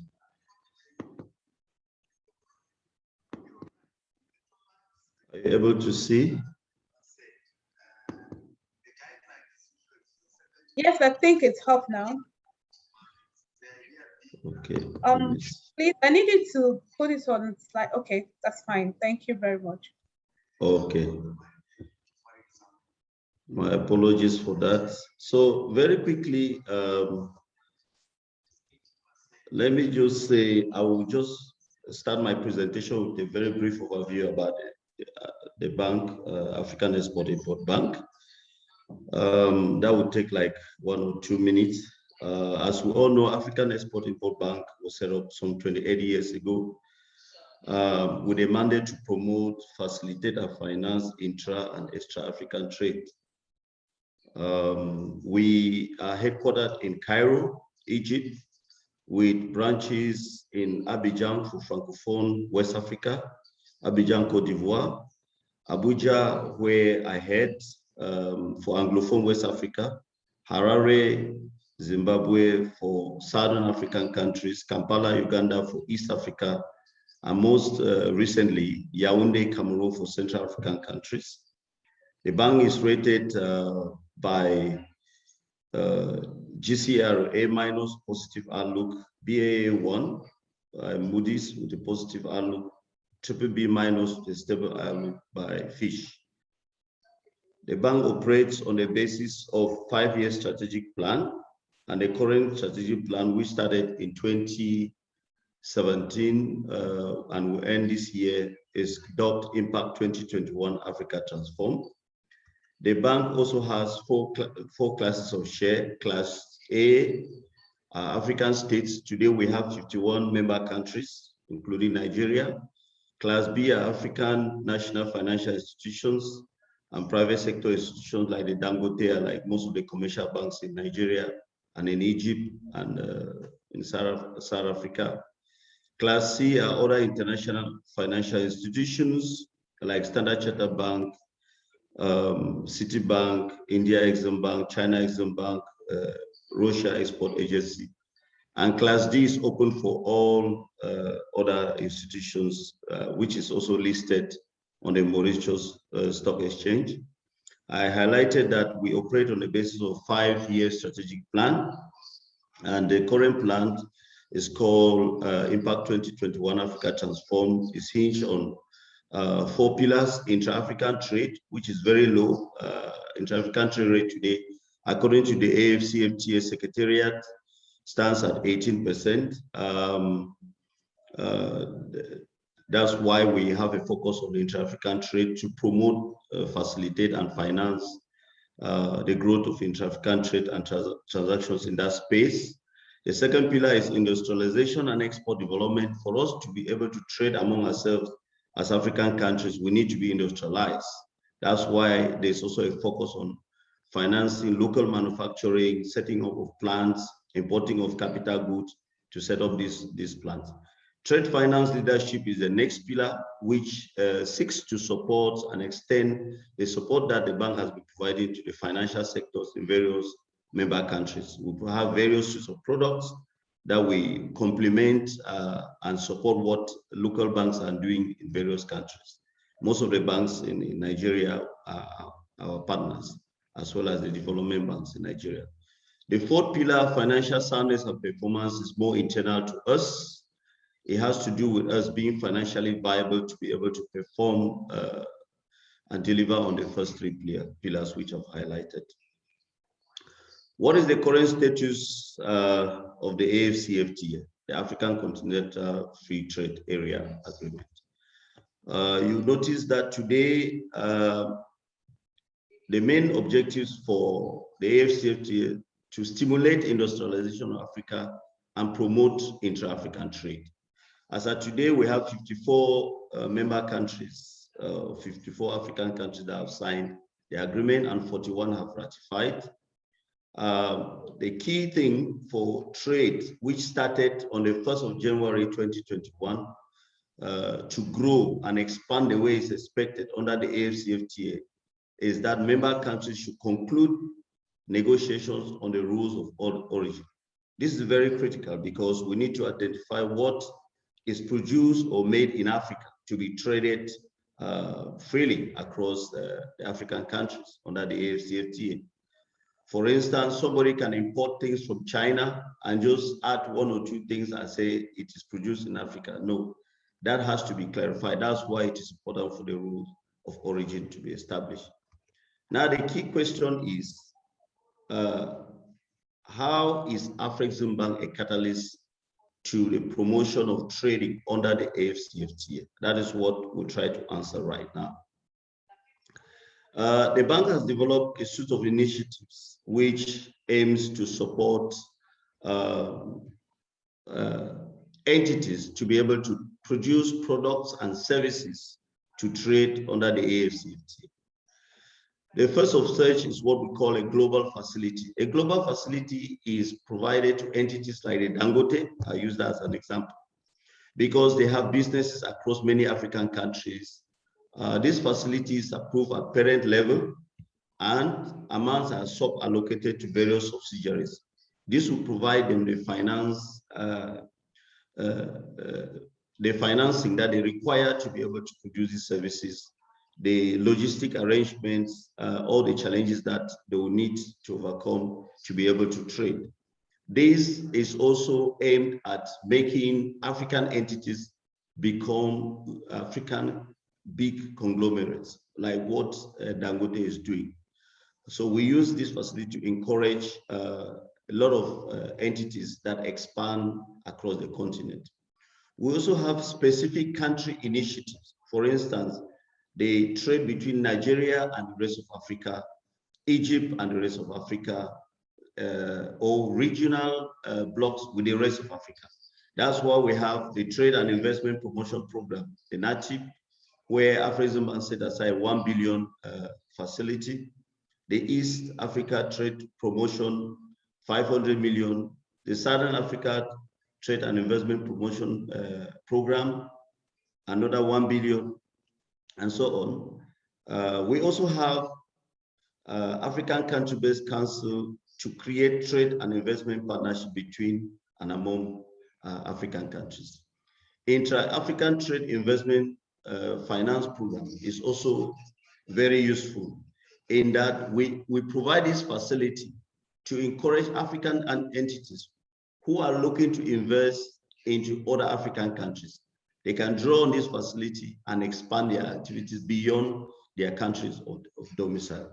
We also have, we know that the key players who will drive trading under the AfCFTA are the SMEs. So we have tailor-made product to support the financing of SMEs.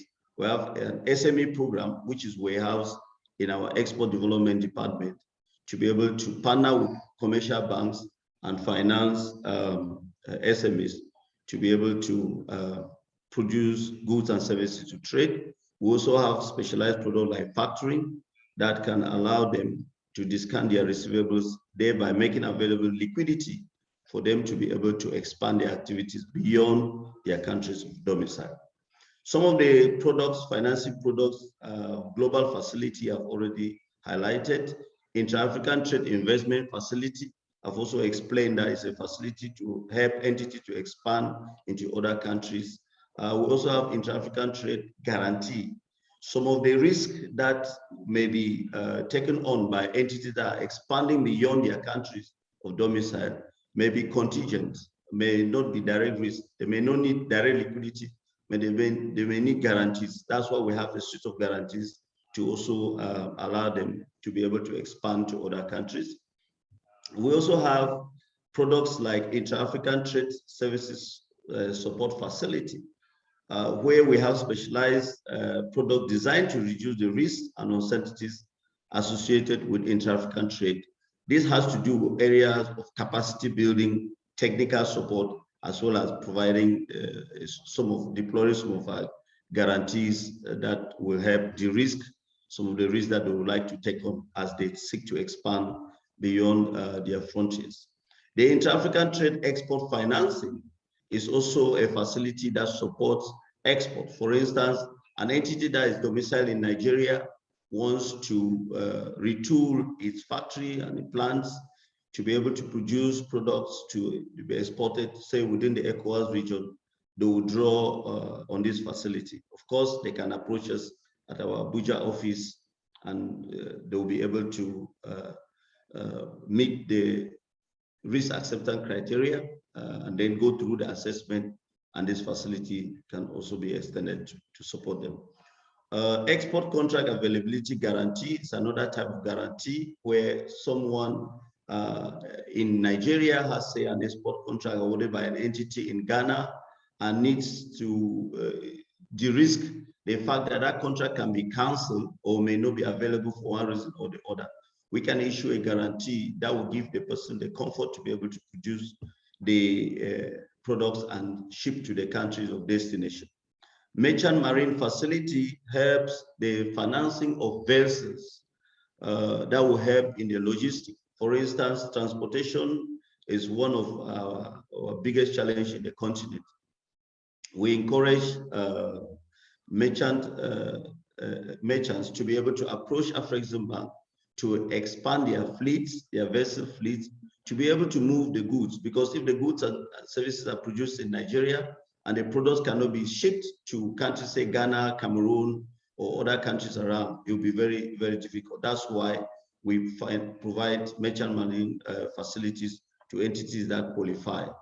We also have contract-related guarantees, which is very similar to the export contract availability guarantee, where you are trying to cover the risk of your contract being canceled. You can leverage on the instruments available in Afreximbank to do that. We have parking credit. Parking credit is a type of parking credit and guarantees. It's a type of facility that is extended to a manufacturer to be able to produce the product, pack them, and ship. So it's more or less like a pre-export financing, typically called in other markets like in India and Asia, parking credit.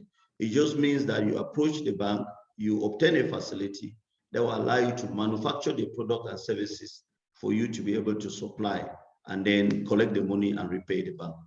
Fleet financing, it can be financing of trucks. There are entities that own trucks that transport goods by roads, or even the vessels that I initially explained earlier.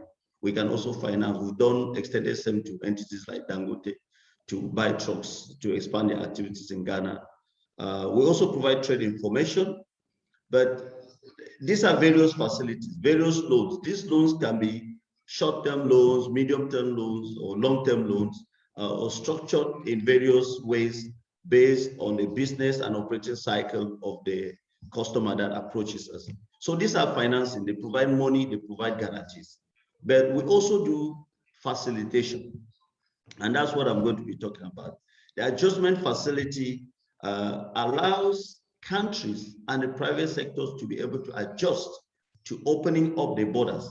Take, for instance, if a lot of countries, Nigeria is a net exporter when you look at the trade between Nigeria and the rest of Africa. They export about 20% of what they produce and import only about 7% from other African countries, which means Nigeria is a net exporter to these countries. Now, Nigeria, they say, okay, the 7% that we are importing, of course, they pay custom duties, which is a source of revenue to the government. And now the AfCFTA demands that we open up our borders, we remove custom duties for products and services produced in Africa. What does that mean? It means that revenues are going to be lost. That's why Afreximbank put in place the adjustment facility to say government as well as private sector can benefit from these facilities and look for alternative sources of revenues to replace the lost revenue. Because if they're going to lose revenues because they are opening up borders for open trade, free trade in the continent, it will be serving as a disincentive. But if you have alternative facility like the adjustment facility, countries will be encouraged to be able to open up borders. We have the Afreximbank African Collaborative Transit Guarantee Scheme, which is being piloted in the East African region. Today, if you want to ship goods from Cape Town to Cairo, you have to issue various custom bonds on a country-by-country basis. That takes a lot of time. That is very difficult, time-consuming, and is very costly. So Afreximbank is saying we should be able, for trade to happen, there should be soft infrastructure put in place to be able to facilitate the issuance of one instrument that will allow the goods to move from the country of origin to the final country of destination. This one we're going to be doing, working with commercial banks, working with custom authorities. Right now, we are piloting with the East Africa in the commercial region, so that once it works well there, because the East African region is one of the most integrated in terms of custom arrangement among member countries. So if it works well in the East African region, it will now be expanded to the rest of the continent. It will allow free movement of goods, free movement of people without wasting a lot of time to issue various documents and going through the bureaucratic nature of what exists today. We also facilitate the emergence of export trading companies. Export trading companies are aggregators. These are companies that are good in buying from various small producers, say farmers, aggregate, look for markets, negotiate good prices, and sell, so that the farmer who is producing should focus on just production. And then the export trading company will look for better prices, look for new markets, look for better conditions, and can even go to a large extent to pre-finance these farmers. So Afreximbank has put in place initiative to conduct studies as to how these export trading companies can be set up and even facilitate the setting up of these export trading companies. This export trading company will then in turn play a critical role to facilitate trading among African countries under the AfCFTA. Africa Quality Assurance Center, one of the first is being constructed in Shagamu Exchange in Ogun State in Nigeria. We plan to commission it by the end of March 2022. We are currently roofing right now. I've visited the construction site. What is this Africa Quality Assurance Center will be serving the continent for? It will be to certify products, agricultural products that are produced in Nigeria and neighboring countries, so that this product can be exported to other African countries as well as to other markets out of Africa. Once this first Africa Quality Assurance Center in Nigeria, in Ogun State is completed, we intend to do about 2 more in Nigeria and then roll out those across African countries. This will give Africa the opportunity to certify their products so that they are traded among the African countries, among members of the AfCFTA, as well as between Africa and the rest of the world. We are also sponsoring studies and work on harmonization of standards. The customs standards in Nigeria are not the same in many other African countries. But for us to be able to trade among ourselves, we need to harmonize standards, automotive industry standard, various agricultural produce standards, and so on. All of these soft infrastructure need to be put in place. And these are some of the things that Afrexim Bank, in line with its development mandate, is doing to ensure that trading under the AFCFTA can expand and grow the way it's expected. We are also training SMEs on how to export. And we do this in partnership with the International Trade Center, where they train people on how to, for instance, an entity in Nigeria that wants to start exporting to Ghana, you need to understand what are the custom rules in Ghana, what are the market demands, what are the products that are needed in Ghana, what you study the market, you do market and feasibility study, and then you look at the production capacity, you look at your technical capacity to be able to produce to a level where it can be able to meet the demand locally as well as export. So these trainings have been going around to capacitize the SMEs that are willing to start producing and exporting and trading under the AFCFTA. Of course, we also promote and facilitate intra-African trade. The second edition just ended in Durban, and that ran between 15th to 21st of November this year. Those are some of the initiatives that we put in place to facilitate what is going on. A lot of other things that we do is also to notice that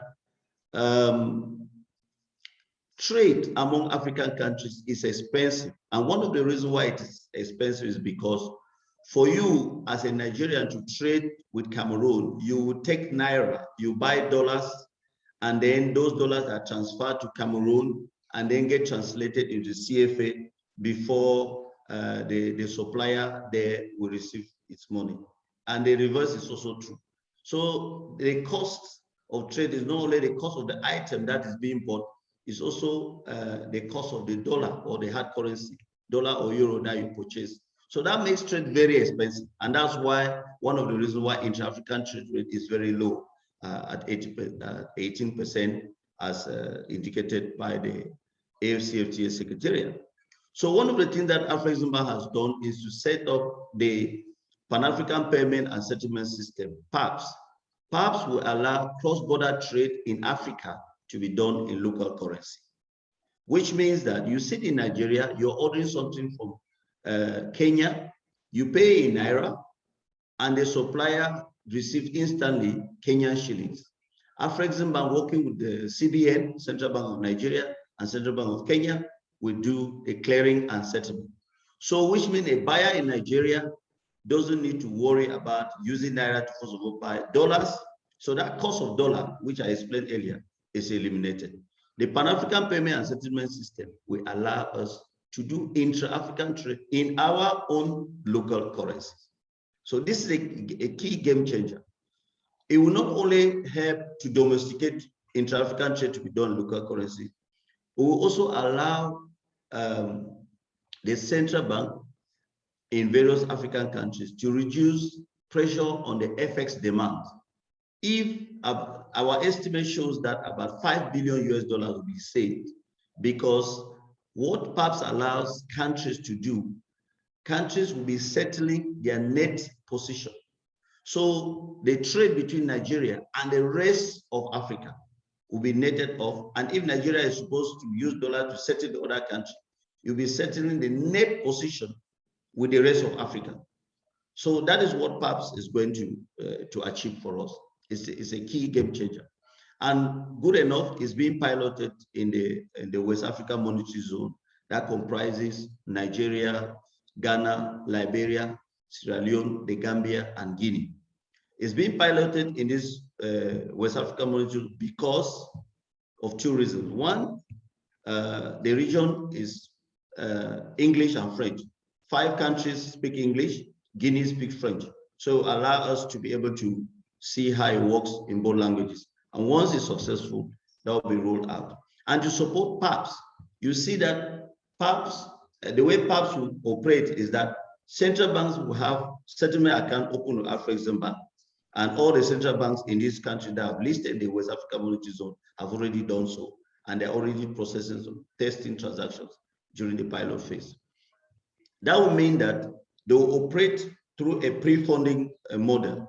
When they pre-fund, say Central Bank of Nigeria put in $10 million and be trading, people will be doing transactions in PAPs, in local currency, and they will be settling at the end of the day.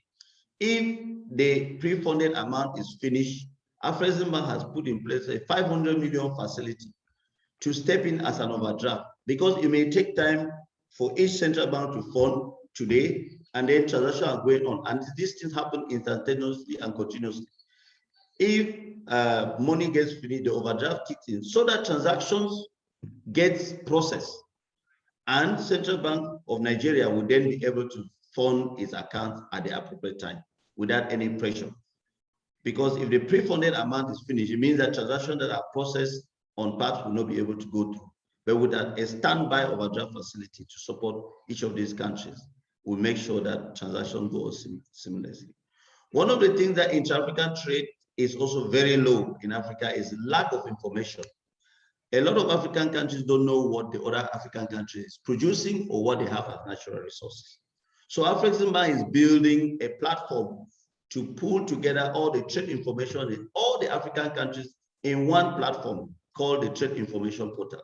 So that at a click, somebody can get in there and know what is produced in Nigeria, what is produced in Cameroon, what is produced in Kenya, what is produced in South Africa, and so on. The next other very important initiative to facilitate trade under the AFCFTA is also the Trade Regulation Portal. We know, if we know the information, but we don't know the trade regulation, we don't know the custom regulation in Nigeria, we don't know in Ghana, we don't know in Tanzania, we don't know in Egypt. But Afrexim Bank has now also developed a portal that will pull together all the trade regulations in all the African countries, so that at a click of a button, you can be able to know what are the regulations in each of the countries in which you want to trade. So this way, it will facilitate. Did I hear somebody say something? Mr. Eric. Yes, please. So much information. In fact, I've lost count. So many facilities, global facilities, intra-African investment finance facility, intra-African investment guarantees, quite a number of them. It shows there is so much opportunities for us all to leverage through our First Bank's collaboration with Afrexim. I know we've been doing so much together, and First Bank is able to support exporters and intending exporters to take advantage of all these facilities.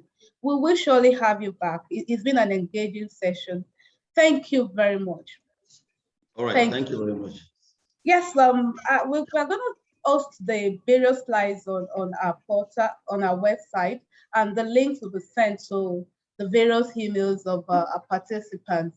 With all being said, it's quite clear that there is so much to leverage on this after treaty and to enhance our export processes. We listen to Mr. Yusuf from Customs. He ran us through the various documentation, and we want to assure our participants that at First Bank, we have positioned to support your business, to take you through the various documentations, to provide facilities and support in conjunction with NEXIM, with Afrexim. We have positioned to do that with our branches spread across the countries and our subsidiaries across the West African countries. We have positioned to support your business. Come to First Bank. We are waiting to provide such an efficient service to you. Very insightful presentations. It's a great privilege to have such wealth of knowledge in our midst. Having laid this foundation, it is now time for panel discussions. I'm sure we are all looking forward to this session. In addition to our previous speakers, we have 2 more speakers that will join the panel session. We have with us Honorable Stella Opotete, an Executive Director, Business Development with NEXIM, and our highly esteemed customer, Alhaji Ibrahim Yusuf. They'll be joining the panel session. Honorable Stella Okotite is an Executive Director of Business Development with Nigerian Export-Import Bank. Our job portfolio at Nexim provides leadership on conceptualizing and developing new products, as well as improving existing ones, planning and overseeing new market initiatives. Over time, she initiated products such as Women and Youth Export Facility, as well as Small and Medium Export Enterprise Facility, reference to the Export Development Fund. We also have with us, like I said earlier, Alhaji Yusuf Ibrahim is an alumni of prestigious Lagos Business School. Alhaji Yusuf has diverse experience. He started his career with Nigerian Tobacco Company PLC. He worked with Kewaram Nigeria Limited as regional sales manager. He was an export manager for Dancer Foods division of Dangote, where he managed the export business before he proceeded to establish his own company. So on this note, I will hand over to Mr. Bamidele Ayemibo. He is our moderator for the panel session. Mr. Bamidele Ayemibo, as is fondly called, the Export King, is a trade consultant with numerous trade certifications. He holds a master's in international business with law from Salford University, UK, and a PhD in international marketing from Leeds University in US. He is the brain behind the first export diploma program and 6 trade professional development programs in Africa. Mr. Ayemibo regularly facilitates international trade-related, finance-related trainings, both locally and internationally. Good morning, Mr. Ayemibo. It's a pleasure to have you here with us. Good morning, madam. How are you today? Over to you, sir. All right, can you hear me? Good morning. Yes, I can hear you. All right, good morning. We'll go right into it. Let me start with the last 2 panelists that have not spoken, so we can hear from them. I will start with Madam Stella from Nexim Bank. She's been doing a lot in Nexim Bank. And I have a question for Madam Stella, and it has to do with the export credit insurance. Hello, Madam. Good morning. Good morning. How are you doing, Mr. Bamidele? I'm very fine, Madam. Good morning. So I realized that the export credit insurance, which is a very important initiative of Nexim, is currently focusing on political risk. Is there a plan for it to also cover commercial risk? And if yes, when do we expect to see that? The good news is that just about 2-3 weeks ago, when we attended the Ben Union conference, we had new underwriters, and one of which is the ATI. We currently signed an MOU with them, and hopefully our roles, and activities on the export credit insurance will go beyond the political risk and also cover commercial risks. It's important to note that Nexim is the only export credit agency of government in Nigeria, and our core mandate is actually to, fund exports. For those who are not fully aware, the export credit insurance is actually to protect exporters of their products and services against the risks of non-payment. And so if we're doing that, beyond the political aspect of it and going commercial on it, it will definitely increase our trade activities within the African continent, especially looking at what AFTA has to bear to us and the risks associated with some of the destination countries within the African continent. So yes, we're working hard on that, and I'm sure by Q1 2022, we'll definitely be rolling up our sleeves and coming up with new products that will support intra-African trade using the export credit insurance. This has made my day. I've been on the case of the staff on this issue because I felt commercial risk is going to be more of interest to many exporters, and it's very, very good to hear that Nexim is working on that. I will also be looking forward to see when that will go upstream so that we can also talk about our different events so people can easily assess it. I understand you have another program, but I would like to ask you one more question before you go. Is there any new initiative besides this the women and youth, and also beside the export credit insurance you just mentioned, is there any other new initiative that exporters should be looking forward to? Maybe that is already ongoing or you are looking to do in the new year 2022? The leading export agency in Africa, on every day, on every trade expo or event, we try as much as possible to get ourselves, new facilities, new products to encourage export from Nigeria. For those who are not aware, we have various products from advisory services to the direct lending. We also refinance your post and pre-shipment receipts, which is our refinancing and rediscounting facility. We are also the only development bank today lending at a single digit for exports. Despite the high inflation rate. Yes, despite, yes, it's still a single digit. As we speak, because of COVID, it's 5%. But we hope that in 2022, by February 2022, it will be back to 9%, just so we can accommodate more returns on shareholders' funds and other managed funds that we're managing. We have the SMEF, the Small and Medium Export Facility, which is actually designed to support small businesses in the export value chain. Government, in its wisdom, is determined to diversify our export basket. And so we understand that the bulk of businesses in the country today are small businesses, small scale entrepreneurs. And access to finance is also a big constraint to them. And so we developed the Small and Medium Enterprise Facility, which we call SMEF, to cater for such small businesses and also support the growth of our export transactions within the African continent. You've spoken about the YF. The YF for me is very dear to the heart. Why? Because women play in the entire women play in the entire export value chain. And looking at the export market today, it's been driven by elderly exporters. And so there's this age gap, which we thought it wise for the country to actually play actively. Considering our youthful population, it's also important that we create a pause on a fund, to support young exporters in the export value chain. So that's why you have it called YF. It's a Women and Youth Export Facility. We currently have a lot of applications, but we are going a step further. And that's a new product I'm trying to introduce to you. We're going a step further to ensure that the applicants that are coming in under this product do not just come with papers, but come with bankable proposals. So it makes the job easy, and it also builds their capacity to actually actively play in the export space. So we'll be launching in the next couple of weeks the NEXA.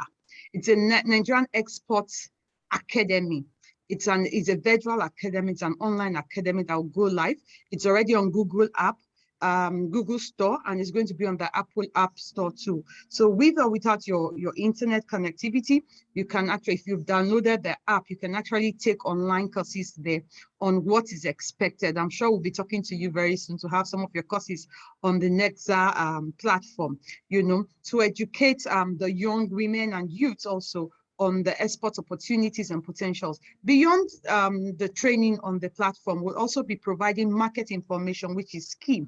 One of the speakers today, I took note of his name, Dr. Dr. Biodu Adedipe reeled out to us, list of what is needed, the import goods from other African countries. So I didn't see rice on that list.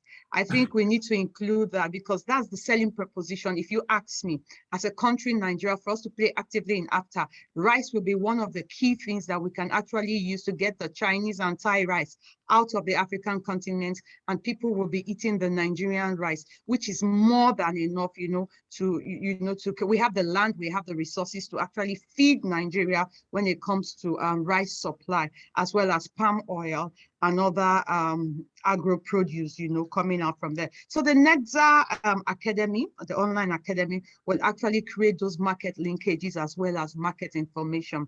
We're also working closely with a group of young entrepreneurs to create an online platform that would also encourage micro exporters. And like an Alibaba, it's going to be called Naija Baba platform, which will encourage small businesses to sell from their homes to the entire world. We're working closely with logistic companies from the UPS to FedEx and our own NIPOS to see that, we can move these goods in not, because the small businesses can actually not do 50 or 40 containers. But let's imagine it's a population of 200 million people and 10 million persons are able to export $200 worth of goods every day. Do you know that the effect on the economy? It's also going to create employment and ensure that, we are actively generating effects, for the country on the platform. So Nexim is working with critical stakeholders to see that all of this is done. And we're happy First Bank is doing a lot, in partnership with some of our initiatives to support SMEs. And we're willing to, encourage more collaborations with them to see that more is done to actually reposition the country, address the current issues we're facing. There's also, I'm sorry I'm diverting, but there's also a lot of distortion in, supply chain. And so we will definitely need more critical stakeholders to be able, because they have the spread. They are in almost all the, they are in all the states. Hello, sir. Okay, sorry, I was not hearing you. I wanted to be sure. Okay, they are in all the states in the country. Nexim only has 6 branches in the 6 geopolitical zones. So with banks like First Bank will be able to, roll out our products through them, so that more Nigerians can benefit from the Nexim initiative. Thank you very much. Thank you very much, madam. Thank you. It's such a comprehensive update on what Nexim is doing, and it's good we're having this on this platform because. Generally government agencies, for one reason or the other, I mean, unless we have this kind of engagement, we don't get to know so much about what is going on unless the few we see in papers. I think this has afforded us opportunities to be able to get to know more. Nexim, by the way, have an office in Ikoyi, I think on Gerald. For those that would like to get to know more, you can visit there. I think Kalu, I don't know if Kalu is still the one heading the office in Lagos. Yes, we still have. Okay, yeah, we'll be able to. Thank you very much, madam. It was apart from that, it's a global economy right now. Everything is digitalized. So if you visit our website, the Nigerian Export and Import Bank website, you get all the information you need on our products and our services. And somebody asked the question, who does Stella Kotete represent? I represent the Nigerian Export and Import Bank. Director in Nexim Bank. Yes, thank you very much. Nexim Bank of Nigeria. All right, madam, thank you very much. I would like to hear from the customer of the bank, Mr. Ibrahim Yusuf. And the question I have for you, sir, is, in your opinion, could you share critical factors that can help an exporter to succeed? What do you think, as an exporter, you've been in this business, what are the critical factors you think will help an exporter to be able to succeed, having succeeded in this sector yourself? Thank you very much, sir. You can unmute yourself. I think you're still muted. All right. Thank you for that. Thank you very much, Amibo, for having me. I've been with First Bank for almost over 10 years now, and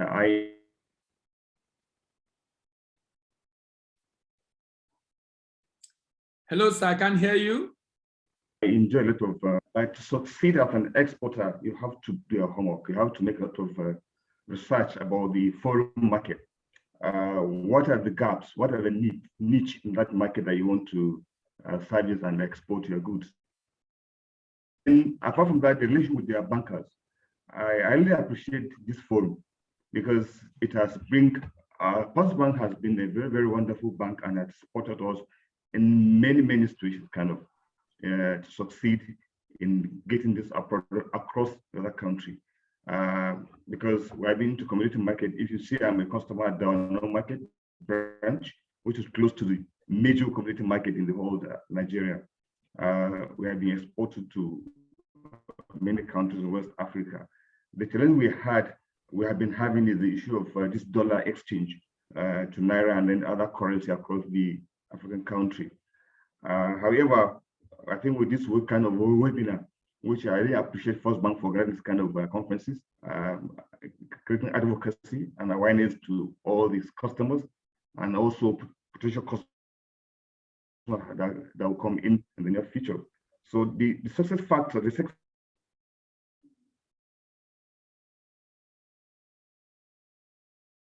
We can't hear you again, sir. Can you hear me? Hello? Okay, the line is frozen. Hello? Okay, while we are trying to get him back, I would like to, NEPC have a lot of questions.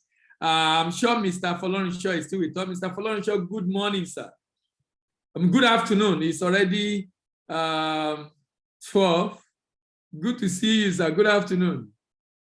You're muted, sir. You're muted. Okay, good afternoon. How are you? Very fine, sir. Very fine. Okay. A lot of people have a lot of questions for you. Let me just take 2 of them, then I'll go to customs, then come back to you. Okay. First of all, you already talked about the achievement of EFP, which I'm very much also familiar with. And you talk about some of the initiatives, which was one of the questions we had before. But someone asked a question that, why don't we have a one-stop shop for exports in Nigeria? That, I mean, the process, you have to go to custom, go to, what's the name? Neroli Technology, FAIA, go to different, I mean, why can't we have a one-stop shop so that if I process my NSP, submit to the bank, and I need to do my export clearance, just within the same building, we can sort everything out after the inspection has been done? Why do I have to move from one office to the other? I mean, is there any way NEPC is working with custom NAFDAC to be able to have such kind of arrangement? I appreciate your answer on that, sir. Okay, thank you very much, Mr. Ayemigo. Yes, what that question is all about is what we call the single window concept. Okay. You know, whereby all processes for export transaction will be done as a one-stop shop. You know, yes. And in that process, the Nigerian Customs is spearheading that initiative, and work is ongoing on it. So I think maybe my colleague from the custom, because the single window concept is under there, so we'll be able to give additional information on the single window concept. Yes, but actually we are working on it because we are quite aware of the challenges. You know, it poses to exporters jumping from one place to the other to get documentation and get some processes done. Okay. Another person is asking, what is the government doing so exporters will be able to meet global standards? I know you've been doing a lot in this regard, and it would be good for you to make that clear. The issue around beans, recently NAFDAC did talk about some of these issues of our rejection. What steps is currently being taken by NEPC to address this issue for Nigerian exporters? Yes, thank you very much. Like in the course of my presentation, I talked about rejection of some of our agro products because of traces of some pesticides and and some aflatoxin and mycotoxins, in those agro products. What we have been doing as a council is to ensure that we train our exporters. In fact, stakeholders across the value chains, on good agricultural practices, on good storage practices. If like mycotoxin and aflatoxin is gotten when products are moldy, those molds that ones that yield the aflatoxin and mycotoxin. So we trade them on good agricultural practices. For the other one that has to do with dark clovers, that is pesticides too. That is when the dark clovers, for example, in beans, when it's applied in beans, it's supposed to wait for a particular number of months, maybe 6 months, for the compounds to break down. But people will just rush to the warehouse and pack those things and process and package for export. So we'll be able to sensitize. We've done a lot of pictorial publications on how these things should be done. And besides that, also On the issue of certification, like I said before now, there are two types of certification. We have the mandatory and the non-mandatory. The mandatories are the ones you get from either NAFDAC or got from SOL. But for the non-mandatory are the ones you get to give premium to your products. That is what we are doing in regards to issues like ASIP, asset analysis and critical control points. You know, Okay. and after, and like I said, we'll be able to, because it's a very rigorous exercise, it's a very rigorous process. Yes, but we'll be able to get for 19 of our SMEs. We are working closely with NISAT in partnership with ECOSAT to get that done. So that's one of the steps we are taking. Even on the, so a lot of areas we are working on, even global gap, fair trade, because we are quite aware that how we do certifications, we give premium to exportable products when they are being exported. Yes. Now, I know you've supported, I know a few companies you've supported for certification in recent time. What is your requirement for that? I mean, not all exporters will be able to benefit, but what do exporters need to do to position themselves to get that kind of support from government? I know a company you have with ASOP, and I think they also did the ISO. So how does an exporter position itself for NEPC to consider that company in supporting financial and otherwise to be able to get certified? Yes, thank you very much. You know, we have a database of our SME exporters. So what we first do is that we conduct what we call an audit, and that audit is to confirm, is to ascertain the level of preparedness of those exporters. Okay. So we don't shortlist. Yes, we don't shortlist those exporters. Do they need to apply to you to come and do the audit? How do you start the audit? Do they need to write? Yeah. No, what I just said is that we have a database of our exporters, of SMEs we are working with from our zero to export program. So it's from them, from those number, from that population that we pick. You know, when we pick at regional levels, we now conduct what we call export audit on them to determine their level.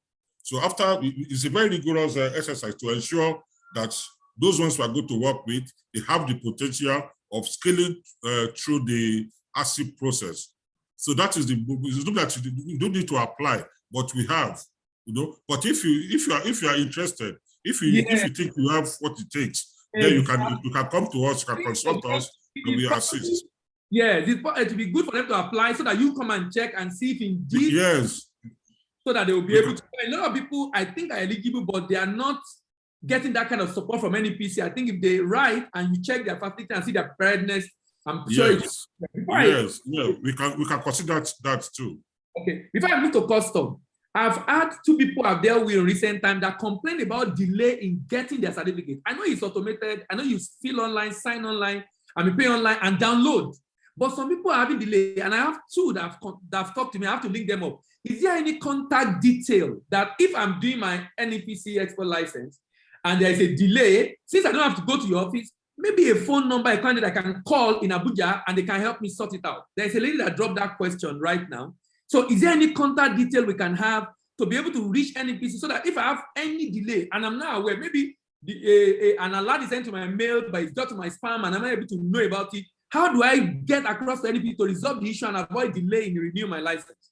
Okay, thank you very much. It's quite unusual that we are still experiencing that delay in the issuance of certificates, because it's 24 hours, 48 hours now without any contact with anybody. So what I will just do is that I will drop the phone number of the scheduled officer, you know, at the chat box, please, so that we can just go there and pick it up. If you're having delay having that issue, I think it's Taosara. Please look out for that number so you can reach out for that. Thank you very much, sir. I'll come back to you. Let me get to customs. A couple of questions.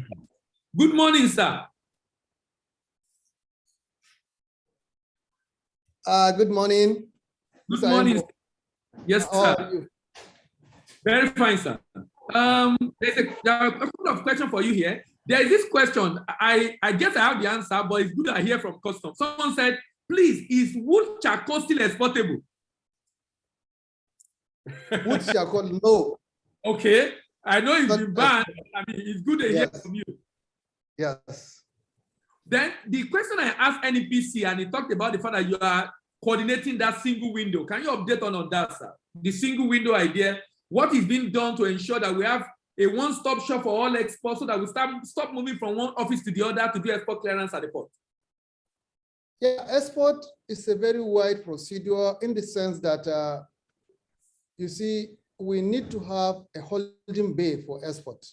Okay. Because so that each region or each state should be able to have a holding bay where export is going to be examined. After examination with full documentation, then it is coming seamlessly to the port and taken to the ship. Okay. But however, the sensitization, but Nigerian Customs Service have done a lot in trying to make sure that the single window this thing has been adopted. Today, NSP certificate is being transmitted online. The CI is being transmitted online, and custom will receive it online. Okay. It will be dropped in the portal. And not only that, every stakeholders in the import, in the clearing value chain is being connected in the system, in NICE2 system, that Nigerian Nigerian Integration Information System. You understand, NICE? NICE, yeah. Yeah. So it's been integrated. The point I want people to understand is that they should try as much as possible to log into the 21st century customs. You understand? Whereby 21st century custom, interesting. Yes. So that the issue of trying to go and moving from one place to one table to another is being eliminated completely. Yeah. Because very soon, by the beginning of next year, we're going into e-custom. And in e-custom, it's a paperless transaction. So people have to understand that you must try and have a change of mindset so that we can facilitate honest and transparent trade. The easiest way to facilitate trade is automating your system. Yes. So that yes. people can sit down at the comfort of their office or at the comfort of their bedroom and transmit documents seamlessly, and the document will work out. Sorry for cutting you, sir. Sorry for cutting you, sir. Are you saying now from e-custom next year, I will not need, my agent will not need to visit your office to do all the clearance being done, I mean, getting my single good declaration form and the like?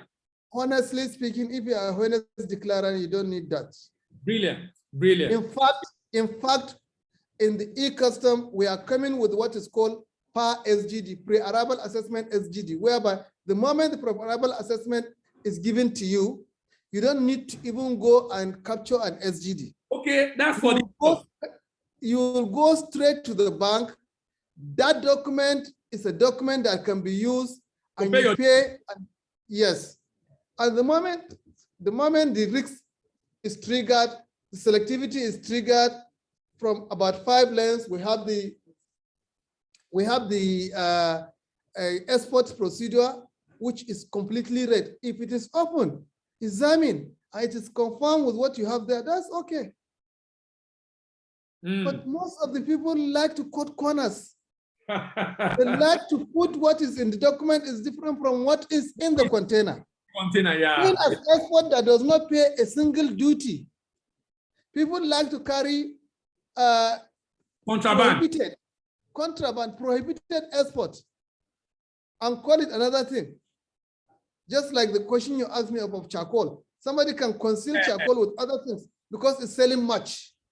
Yes, yes, yes. So we have to have a change of mindset. We have to make sure that we do work and conduct ourselves transparently. When do we expect this to happen, sir? When do we, this e-custom, because someone is asking, he said you mentioned custom talk about how is customs making the export process more touchless and seamless, such that the processing time is highly fast-tracked. So I guess it was the e-custom you're talking about that make you to mention that. Yes, sir. Oh, let me tell you one thing. Export is integration of other stakeholders, particularly the export, the NXP and the CCI. You understand? These are the vital roles export play. You understand? If you are able to get your NXP at the pretty good time, and the CCI is transmitted at a pretty good time, custom can only inspect. And what we are doing today is to make sure that the time the inspection agent, like the Neroli, is going to do the inspection, is going to do the inspection with the custom officers and other regulatory agencies. And once it is there, it will be sealed in front of everybody. So once it is sealed in front of everybody, the next is for you to move to the port and put this container inside the vessel. However, where we miss the link is you started your procedure, your process late. The vessel will come early. Vessel will move without getting it. And now you bring the consignment and put it in the port, and it will be waiting in the port.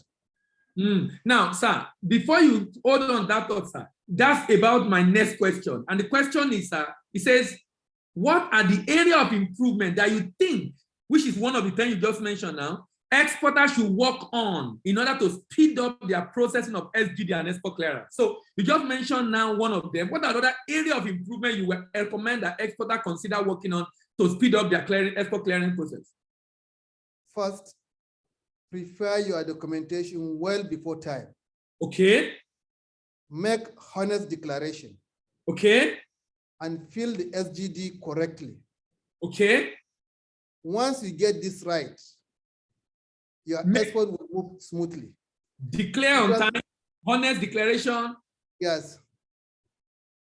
And filling the detail correctly. Yes. I know there are some challenges. A teething problem we have some weeks back of the call-up of trucks from the for export to the port. Okay. You understand?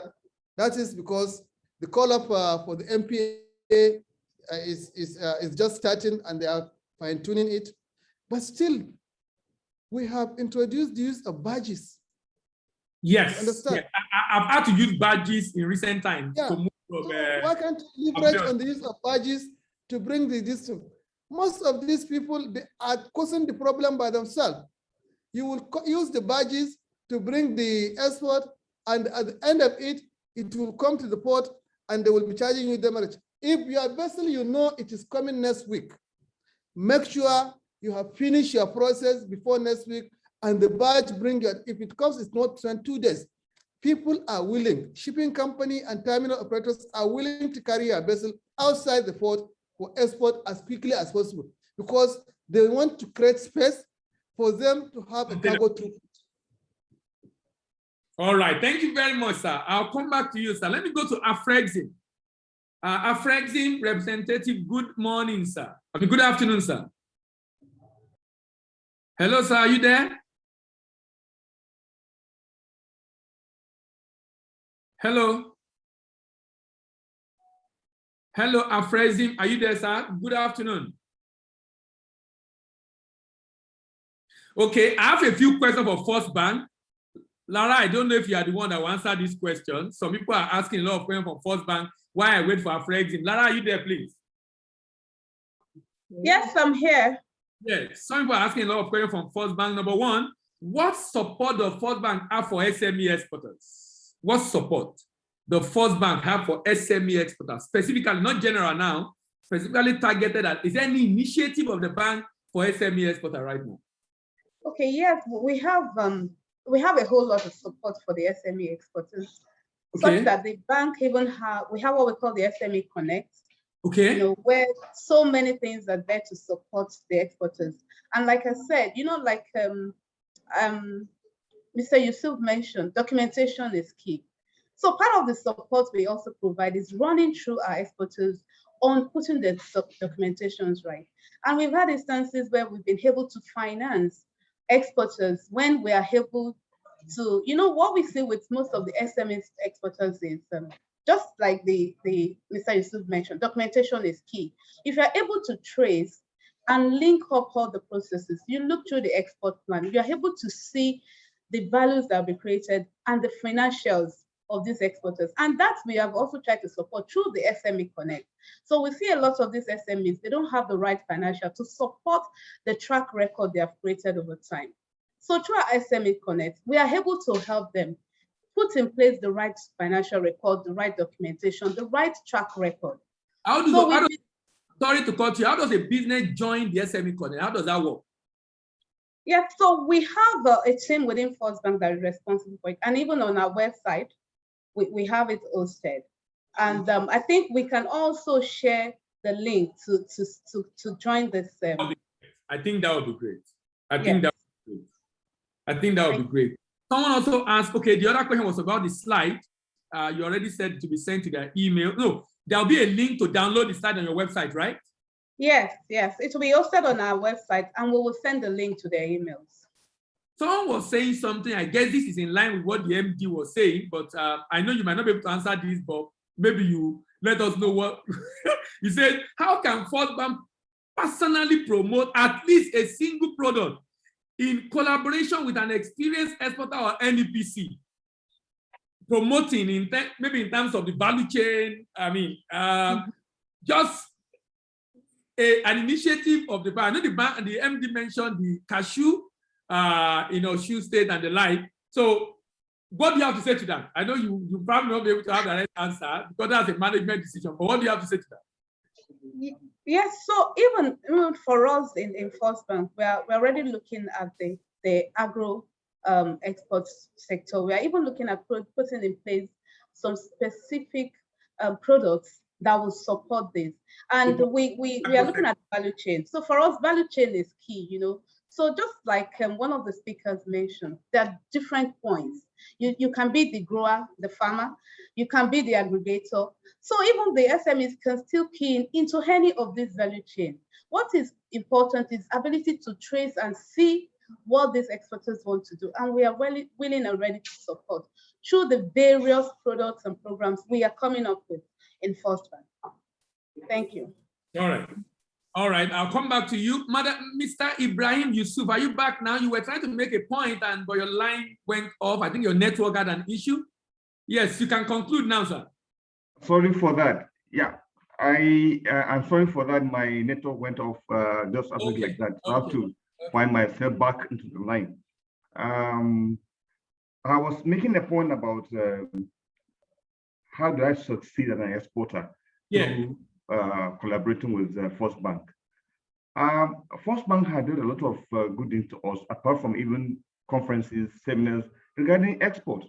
And this is advocacy really help us to understand what it takes for us to have even the business plan to go abroad. And that's what Mara was talking about. And then, First Bank finance us, give us LC finance of almost 70%, which is a plus value. 70% of our LC was financed by First Bank, which was a plus. So it's really amazing for me to be part of First Bank, and I already advocate. Even I have a friend that is also into mining. Currently, I speak is now in Iran, so I try to link up so that he can partake in this wonderful thing from First Bank. Stock financing from First Bank, pre and post shipment kind of financing, rediscounting, and also refinancing of our LCCs have been from First Bank. So this I want to just share with you.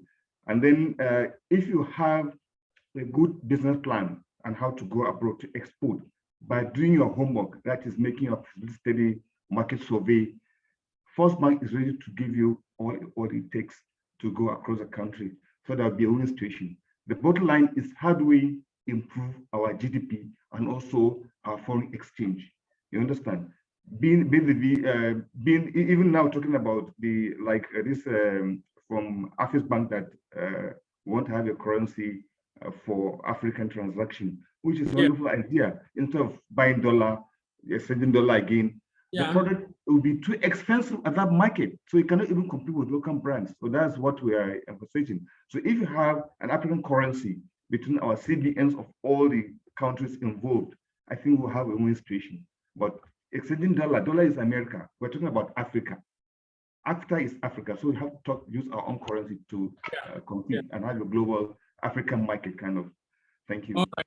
Thank you very much. I see a lot of people are dropping their email. It was just stated right now that there will be a link. I think, Lara, it would be good if you can drop that link to the website where this slide will be located, or for people to access it, because a number of people have been dropping their email, so they won't be expecting that they will get an email from you. Is Afrexim back now, please? Afrexim. I have an important question. Yes. Yes, my name is Shehu Ali. Sorry to barge in. It's just to provide further Shehu Ali and the group executive in charge of retail banking North. Is to provide further perspective to what Lara spoke, and which was accentuated by Ibrahim Yusuf. In addition to capacity building interventions, and we have specialized facility that is targeted at exporters. We have an export finance facility that targets the needs of exporters in a specialized manner.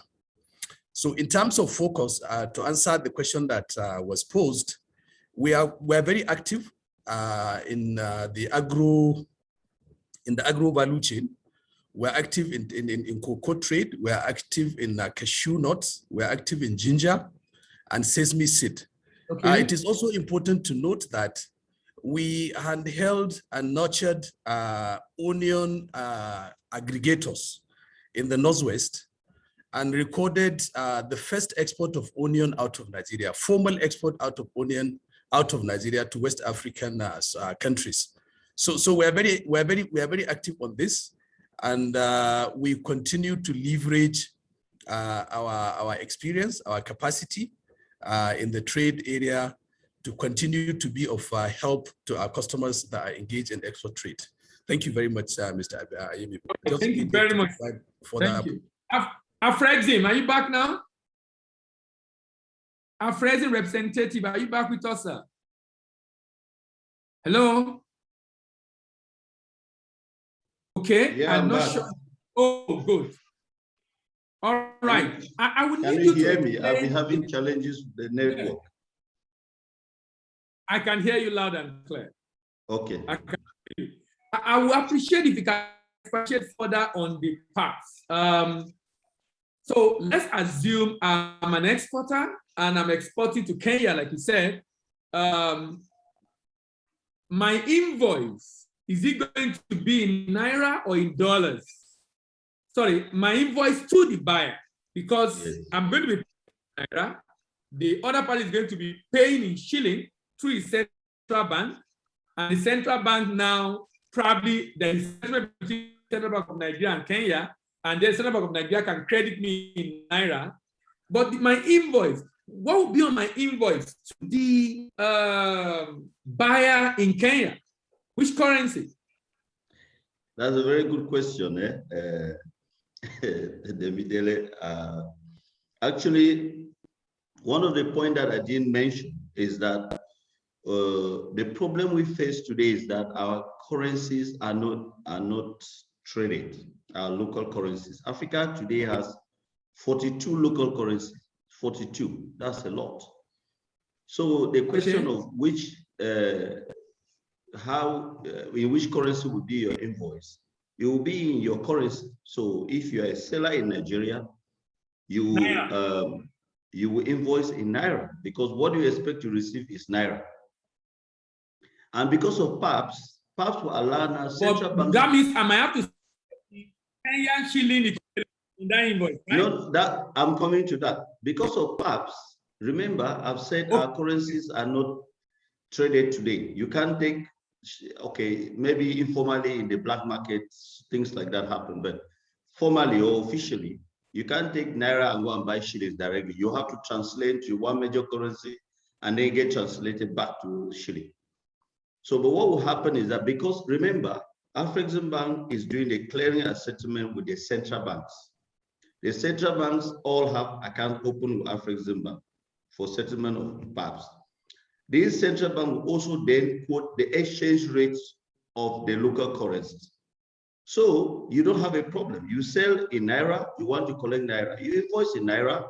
There is an export rate, which Naira is traded with respect to the Kenya shilling. And that is that rate that is going to be used for the clearing and settlement, so that the guy who pays in shilling it gets settled using the spot rate because there's now a centralized system in which Afrexim Bank and the central banks can then link and clear and settle. He pays his shilling, it gets translated into Naira at a spot rate between Naira and shilling, and you, the seller, you receive your Naira. So that's one of the things, being able to ensure convertibility of African local currencies. Okay, thank you very much, sir. I understand my time is up. I will just say one or two things, and then we wrap up this session. I'm just open a slide I will speak through in 1 minute. And the question is around how would we harness the potential of export under AFCFTA? I would strongly recommend for exporters or those trying to go into export for you to understand the concept of export readiness. I did a research recently among 118 businesses in Nigeria on readiness for the export market, for sustainable and successful export business. And unfortunately, only 3% of the businesses surveyed were ready, even though 66% were almost ready for export. So as if you are going to be deemed ready, taking advantage of AFCFTA, the promoter has to be ready, the product has to be ready, the pricing has to be ready. The staff must be predisposed to exportation, and the business must have a strong purpose of what they want to achieve in export. It must also be able to ensure it's able to secure its payment, having the right production capacity, developing the skill and proficiency to manage the business, being able to promote the business in the export market, also become positioned both locally and internationally, understanding the potential of the export market, being able to handle the paperwork and regulatory issues, and understanding the people. By people now, the people who are you're targeting in the export market. But more importantly also is being able to get purchaser in the export market and having the right partnership in the export market. I want to thank everyone that have contributed from the Dr. Adedipe. Actually, I have a question for Dr. Adedipe, but I already told my question is my session is up, so I won't be able to ask the question. It was on AFCFTA, but I'm sure the person can go ahead and Google it. It was to know your opinion on whether Nigeria is ready for AFCFTA. Actually, I don't know if you can speak to that in 1 minute. What do you think of AFCFTA? Is Nigeria ready for AFCFTA? Actually, I don't think we are ready yet. We still have a lot of work to do. Let me raise it there. All right, back to you, Lara. Thank you very much. Wow, it's been quite an exciting and informative section.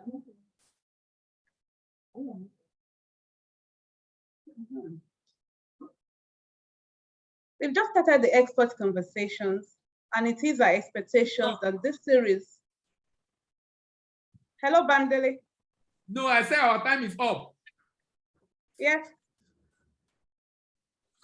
I hope you can hear me. Yes, I can hear you. Go ahead. All right. Thank you very much. But Dr. Adedipe gave me a shock. He said we are not ready. That was blunt, maybe factual. Thank you. It's been an exciting section.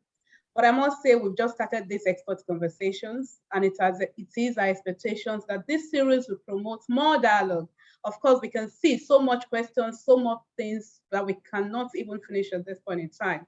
More dialogue around the export improvements, unveiling and looking at the challenges, suggesting pragmatic solutions for export growth in Nigeria. We again reiterate our commitment as First Bank towards supporting exporters and the growth of their business, both the small and the big customers.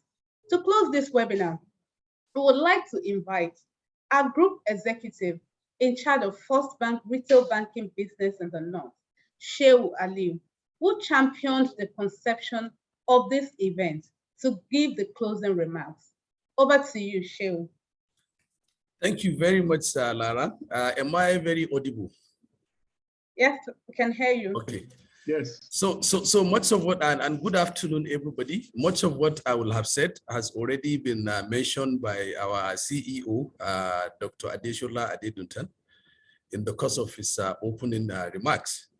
So before I say anything, I will start by congratulating Dr. Ezra Yakuchak on his appointment as the Executive Director, Chief Executive Officer of NEPC. And our goodwill wishes to Segun Awolowo, the outgoing CEO of NEPC, in his endeavors post-NEPC. Quickly, on behalf of the management and staff of First Bank of Nigeria Limited, I wish to appreciate the attendance of everybody and indeed participation at today's webinar. It's quite impressive. At a point in time, we had over 500 participants, and the web chat has been quite active with comments from participants. I want to especially appreciate our eloquent speakers, export experts, and other stakeholders for sharing their knowledge and wealth of experience during their paper presentations and roundtable discussions to address areas that will help Nigeria to optimally harness its non-oil potentials and position the country to tap the opportunities in the African continental free trade area, to expand the country's export base for the collective good of the nation and its citizens. A lot, however, needs to happen to create an enabling environment for sustainable growth of export trade, non-export trade business in Nigeria, for the country to reduce its dependence on oil export in the light of what is happening around climate change and switch from fossil fuels to clean energy sources. First Bank is among the top 5 banks in the export trade in Nigeria. And as a bank, we are committed to grow the nation's export ecosystem through the continued collaboration with stakeholders and hosting of events like this to build capacity for exporters to export, to expose exporters to ideas and ways to make their business better. And through our carefully designed products and services that are targeted at the unique needs of SME exporters and other exporters in the corporate segment of our space, to be able to, to grow their businesses, to build their wealth, and create lasting wealth for the nation. And lastly, I once again thank you very much for your time today. We look forward to your participation in subsequent webinar series. As a brand, First Bank is pushing to take ownership of the SME non-oil export space. And we will engage in thought leadership activities. We will engage in cross-fertilization of ideas to make that happen. Thank you very much once again, and do enjoy your day. Over to you, Lara. Thank you very much. Thank you, everyone. Thank you for staying with us to the end. This is wishing us a happy new year in advance. Thank you. God bless.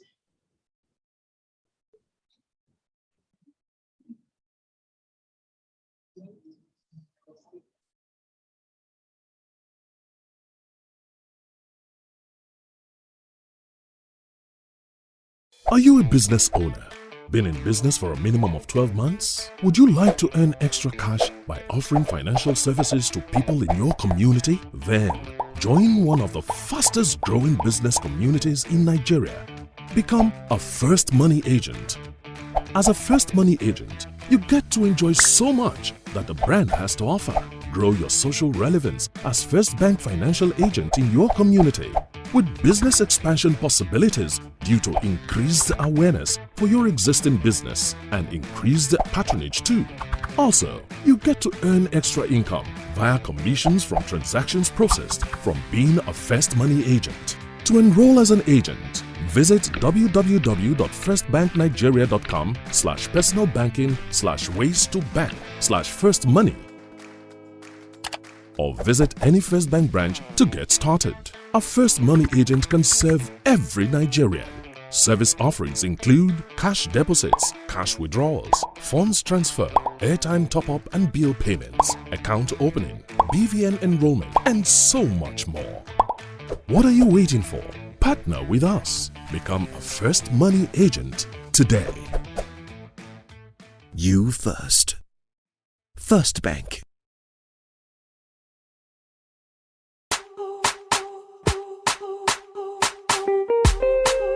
Brother Jumble, why you dey fumble? You no need to dey suffer to send money, oh. Carry phone, make you dial the number 894. Make you know they wait. 894. No need to dey stand for line. 894.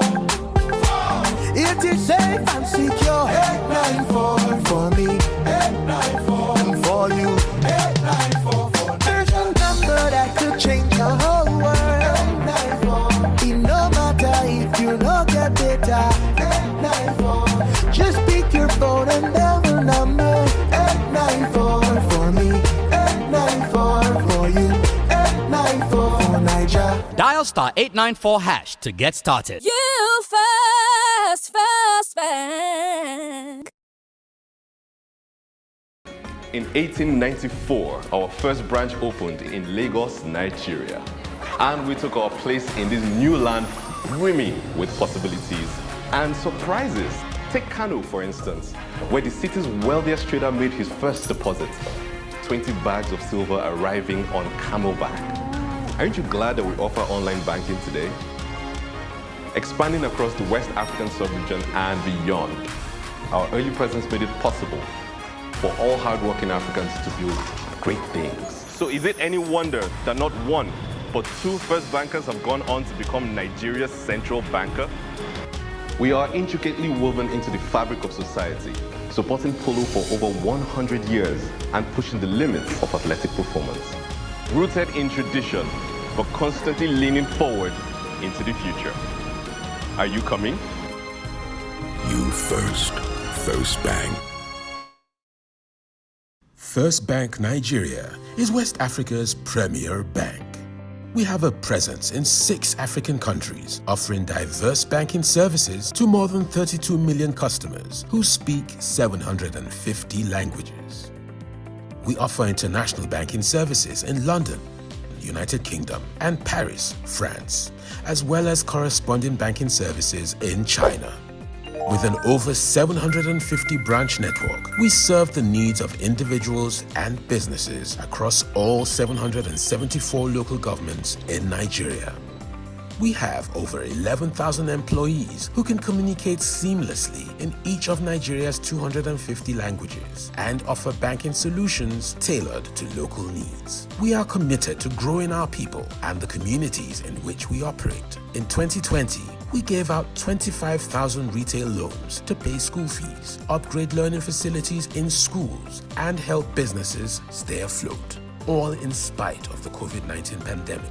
We have empowered 100,000 Nigerians with extra income as First Money agents. All 100,000 First Money agents at every nook and cranny of the nation were always on hand to serve our customers in 2020. We are investing in growth and technology, and this is evident in our digital banking solutions, as more than 16 million customers carry out transactions every day via our First mobile app, our First online internet banking, and across 894 other channels. In 2020, we were open to our customers 24 hours a day and 7 days a week via our always-on contact centers.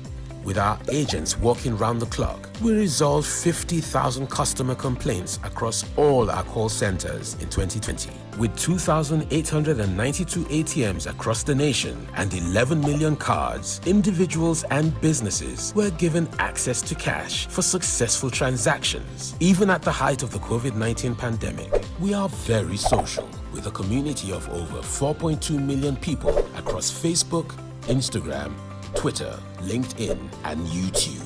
We are continuously working to serve our customers better and to ensure that they have the best banking experience with First Bank Nigeria.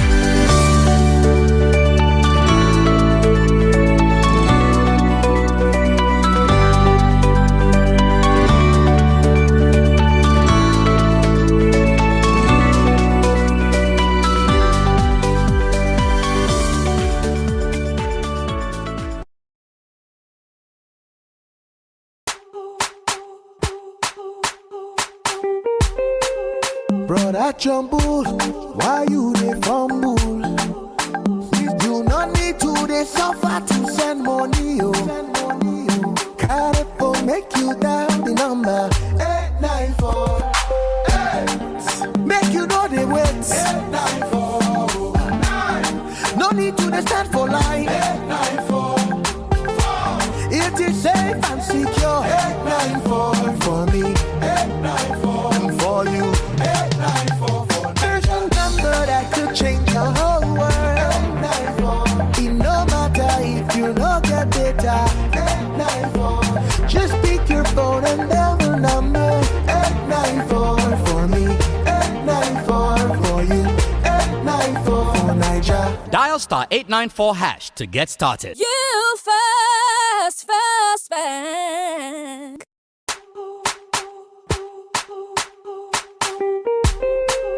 Brother Jumble, why you dey fumble? You no need to dey suffer to send money, oh. Carry phone, make you dial the number 894. Make you know they wait. 894. No need to dey stand for line. 894. It is safe and secure. 894 for me. 894 and for you. 894 for there's a number that could change your whole world. 894. It no matter if you no get data. 894. Just pick your phone and dial the number 894 for me. 894 for you. 894 for Niger. Dial star 894 hash to get started. You first bank.